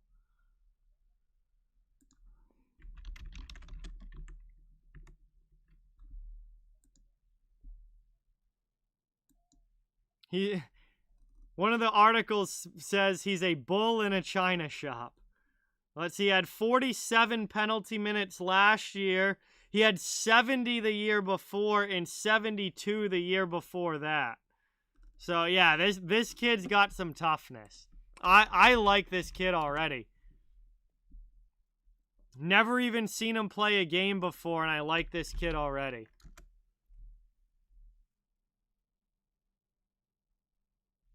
All right, Colorado's pick is in.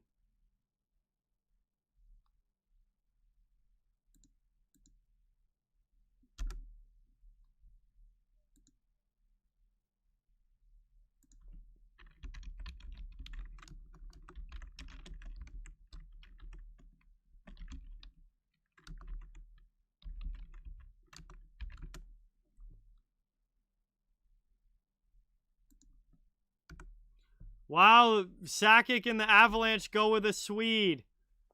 Oscar Olausson. So he was ranked number 28. This was expected. This was exactly where he was ranked, number 28. Oscar Olausson goes to the Colorado Avalanche. This is a very, very solid pick by Joe Sakic, without a doubt.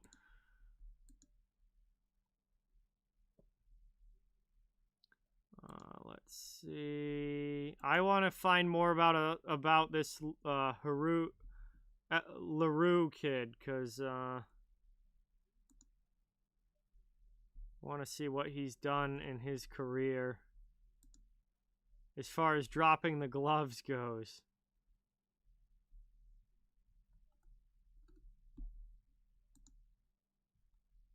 He had 2 fights this season, which actually was tied for the team lead.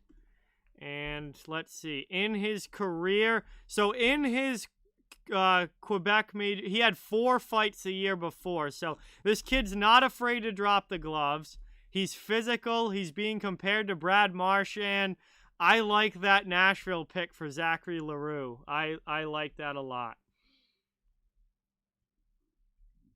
6 fights in the Quebec League over the past 2 seasons. 70-plus penalty minutes in his first year. 40-plus penalty minutes this last year in a shortened season. Nashville's getting a physical, a fun guy there. I can't wait to see him play. I love this Olausson pick, though, from Colorado. This is right around the area of the draft where he was expected to go. They went with Justin Barron in the first round last year, who was a defenseman, so it made sense for them to go with a forward this year, and they get a good, skilled winger in Oscar Olausson. So solid pick there for the Avs. New Jersey is now on the clock for their final first round selection, 29th overall. And we'll see what they're able to do here. I have to say, I love ESPN's presentation here of this draft. The graphics, just the overall presentation of it, I absolutely love it.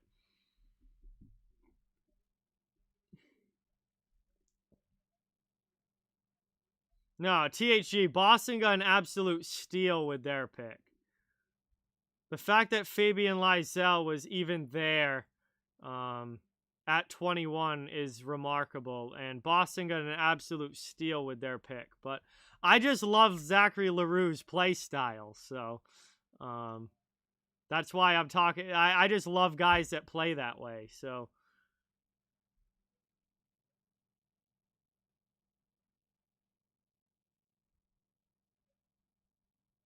See, New Jersey drafted Luke Hughes with the 4th overall pick, uniting him with his brother Jack. And now they get their 2nd first-round pick here. And I think they could go any direction here.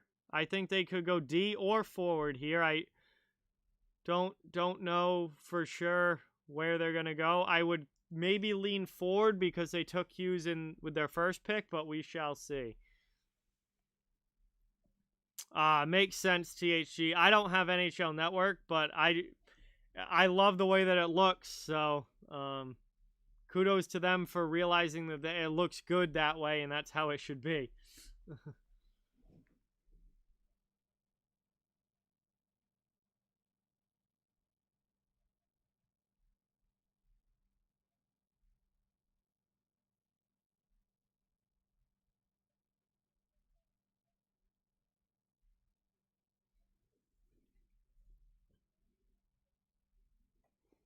Pick is in now from New Jersey.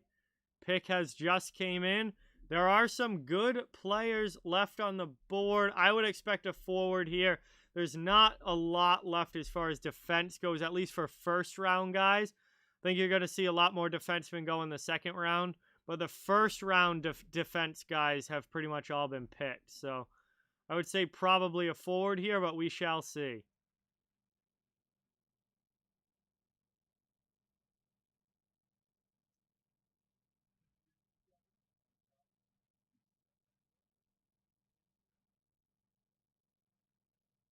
Whoa, okay. Chase Stillman here. This is a little bit off of the board. He was ranked in the 50s a lot, which would be a second-round pick. Let me do a quick elite prospects look here. Let's see. This one is a little off the board. He is a forward, 6'1", 183 pounds, right shot. Ranked 41 by Elite Prospects. Let's see. He played for the Sudbury Wolves in the OHL.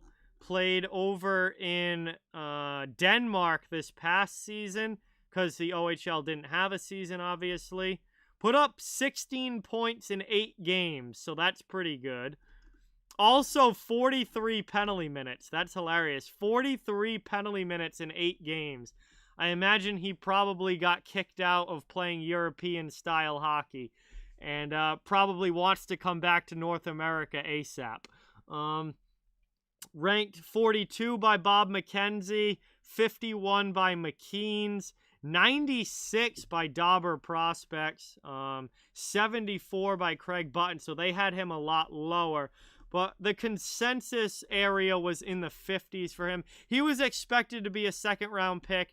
He goes late in round number 1 here. And Vegas is now on the clock. So right winger Chase Stillman goes to New Jersey.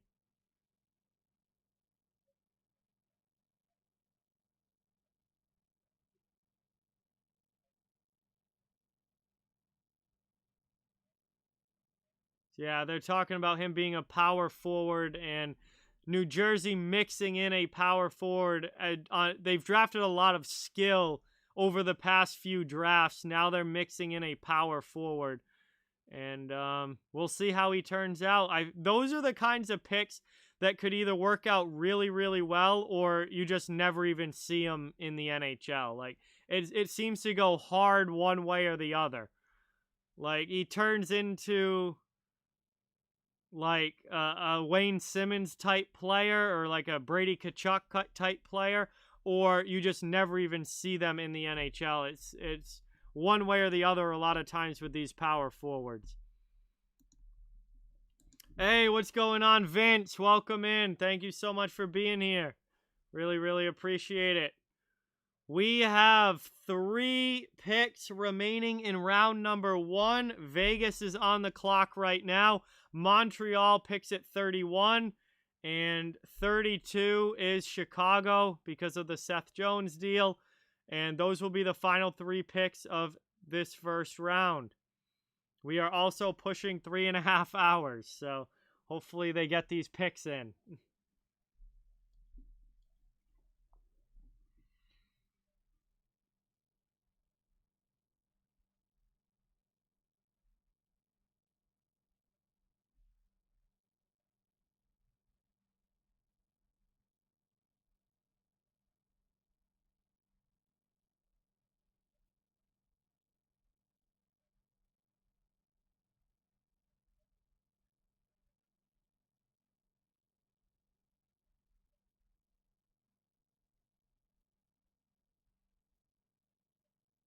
Yes, THG. This round generally takes a little bit longer just because of the whole broadcast side of it and the TV side of it. There's a lot of time between picks. Sports Geeks, what's going on? Welcome in. Thank you so much for being here. Really, really appreciate it. Vegas is on the clock. They've got about a minute left to make their selection. 30th overall here coming up. We got 3 picks remaining, and round 1 will be over.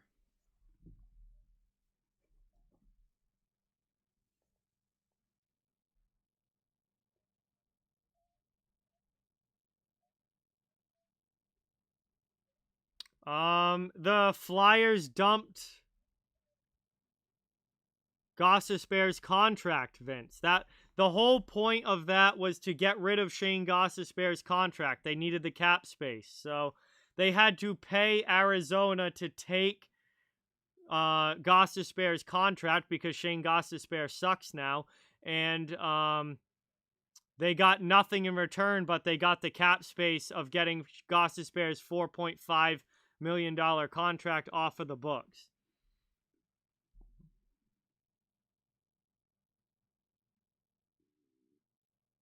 Oh, I don't know, THG. I don't remember off the top of my head. I feel like they're usually around 3 hours, but maybe this one, I don't know. Maybe they're all 3.5. Anyway, Vegas's pick is in. Zach Dean. Wow, this one's a little... Again, another guy that was expected to go in the second round. Zach Dean goes to Vegas. Yeah, this isn't too big of a stretch. He was ranked number 35. So it was supposed to be early second round. He ends up going late first round. Solid selection here by the Golden Knights. And what's huge for Vegas is that he is a center. And Vegas is a team that desperately needs centers. Does not have much depth down the middle. This is, I think, a very solid selection for the Golden Knights. They needed a center, and they got one, and it wasn't a reach either. He was expected to be early second round. They get him late first. So just a few picks ahead of where he was ranked. And I think this is a very solid selection here for the Golden Knights. Montreal is now on the clock. We only have a couple of picks left. Montreal is on the clock. We will see what they do. And then Chicago will round us out for the night.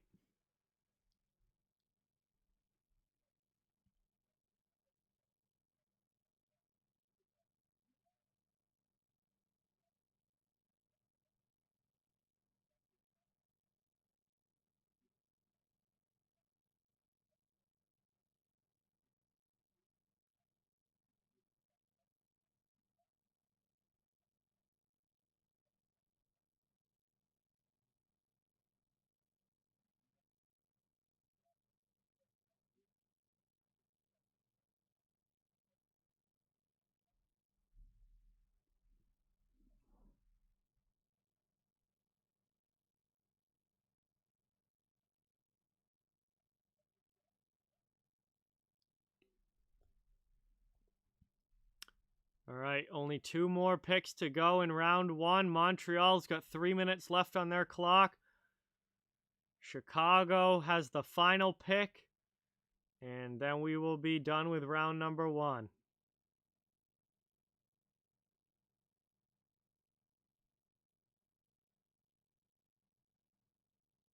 Looks like we're going to get one more commercial break before this thing is finished up here. So, again, I want to thank everybody for watching tonight. Thank you guys all for being here. I know it's getting late.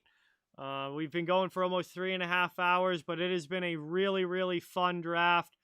Please don't forget to hit that thumbs up and subscribe if you haven't. I cover the whole NHL, so fans of all teams are welcome and wanted here, and it really, really does help out the channel a lot and is greatly appreciated. So, thank you guys all for tuning in tonight. This has been a lot of fun, and we've got a couple more picks coming up, but we are getting down towards the end of it here.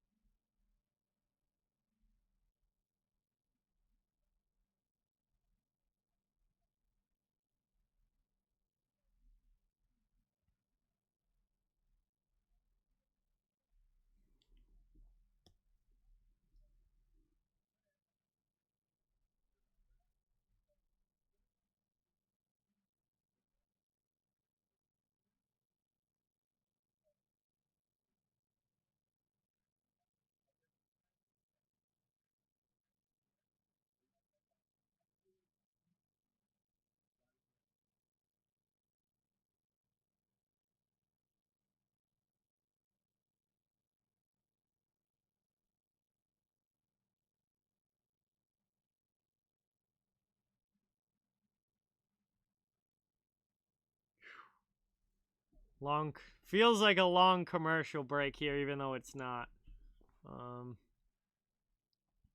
I assume that Montreal's pick is probably in by now, but obviously they're not going to announce it until we get back from break.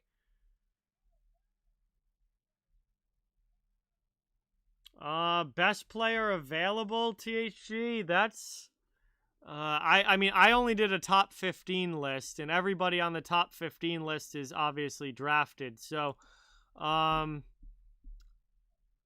have to. I know that Francesco Pinelli is the top ranked guy on the ESPN board that is still available. A2 Ratti might not even go in the first round. I would say he's probably my best player available. This was a guy that before like the early stages of talking about this draft class was thought to have been a potential top 5 pick. His stock has absolutely plummeted over the past year plus. And to be honest with you, I don't really know why his stock has plummeted so much.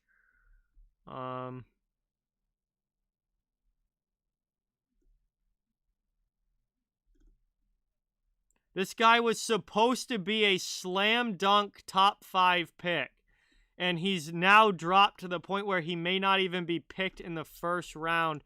Again, I'm not exactly sure why he's dropping like this, but he was a guy that was projected to be mid to late first round this year. But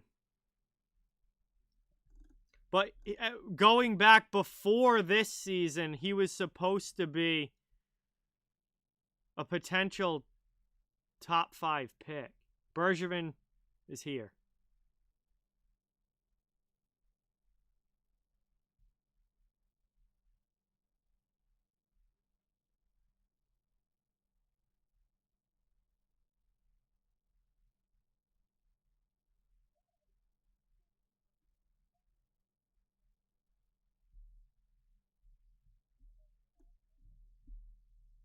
Wow, they just took Logan Moyu. Yeah, so Ratty was supposed to be a top 5 pick, like going back like a year and a half ago when they were doing original projections of this draft.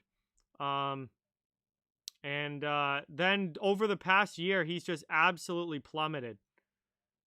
So he's probably the best player available. I mean, his numbers this past year were not good. He only had 6 points in 35 games. I guess that was a lot less than they were expecting.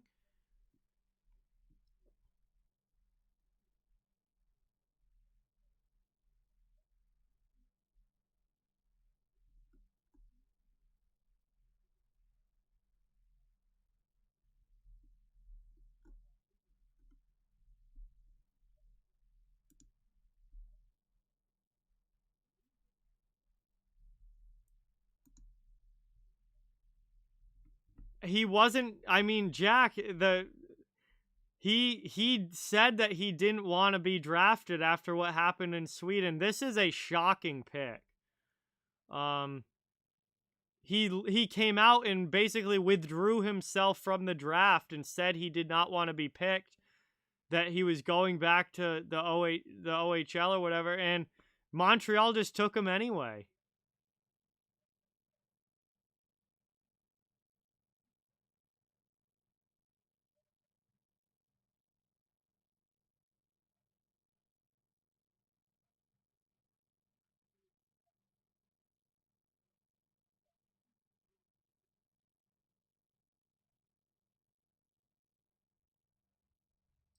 What is Bergevin doing here? This guy literally said that he didn't want to get drafted this year.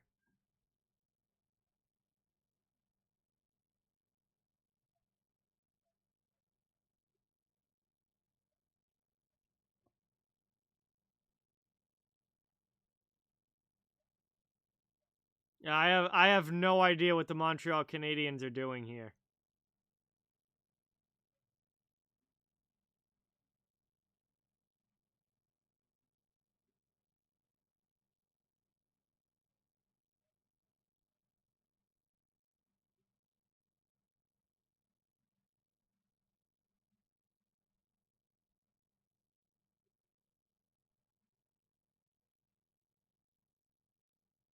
That was unexpected. That was unexpected. What is Montreal doing here?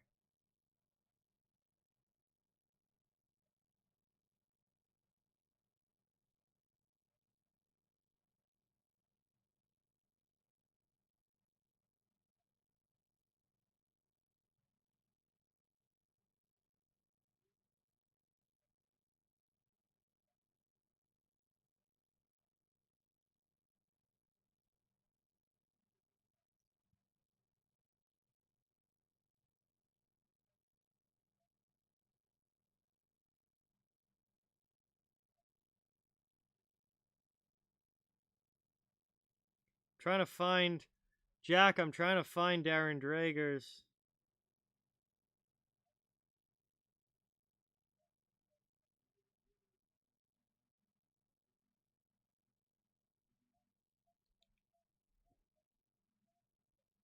All right, Elliot Friedman's talking about it now. So you can't actually renounce yourself from the draft. Like your name, you can still be picked. Your name is still there.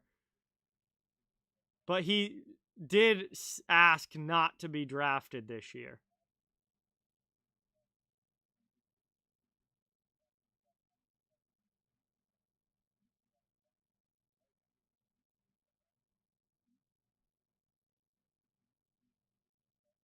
What a wild pick there by Montreal.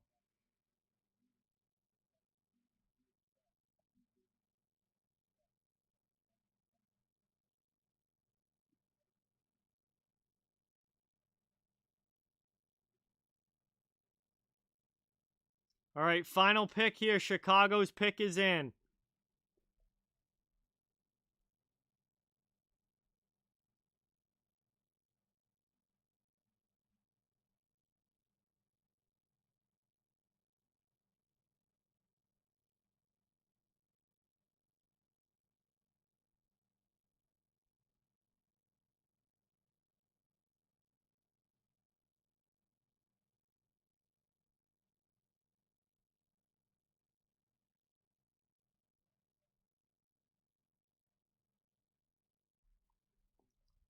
Stan Bowman is the guy that just gave Seth Jones an 8-year deal at $9.5 million per season. I don't know how this guy still has a job for this.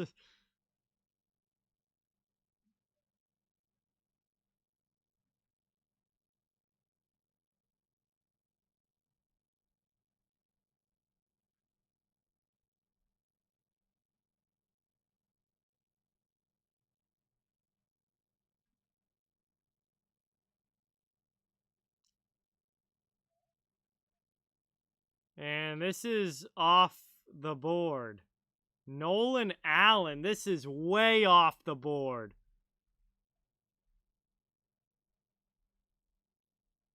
A left shot defenseman, 6'2", 195. He was supposed to be going in like the 3rd round. This is way off the board. Oh, yes, THG. Logan Mailloux was very much a first-round talent. It was just the character issues with what happened in Sweden. He literally said, "Don't draft me this year." He wants, he wants to prove that he can become a better person before he gets drafted. Montreal just took him anyway. And now Chicago goes way off the board here with Nolan Allen, who is supposed to be a 3rd-round pick. And he goes in round 1. What a weird ending. What a weird, weird ending.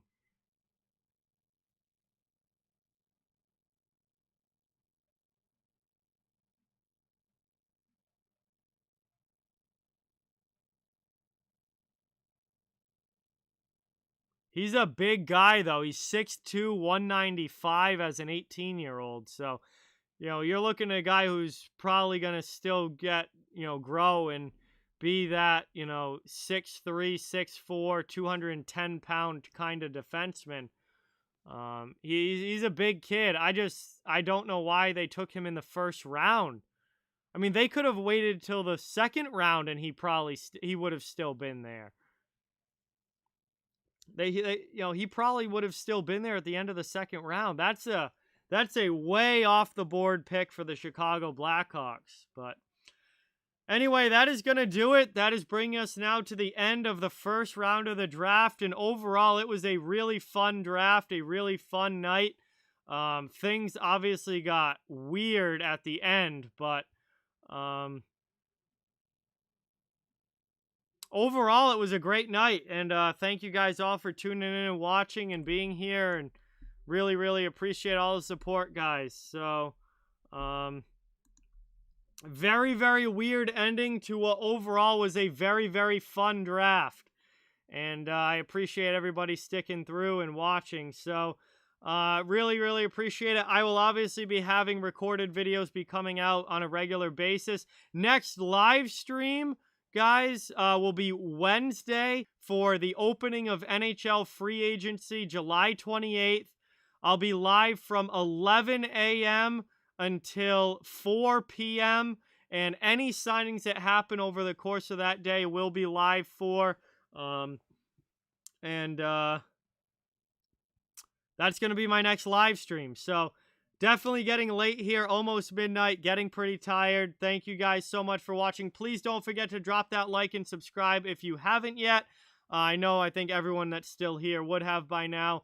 And have a great rest of your night. Thank you guys so much for watching, and I'll be talking to you guys soon. Overall, it's been a fun draft night. We'll see what happens tomorrow in rounds 2 through 7.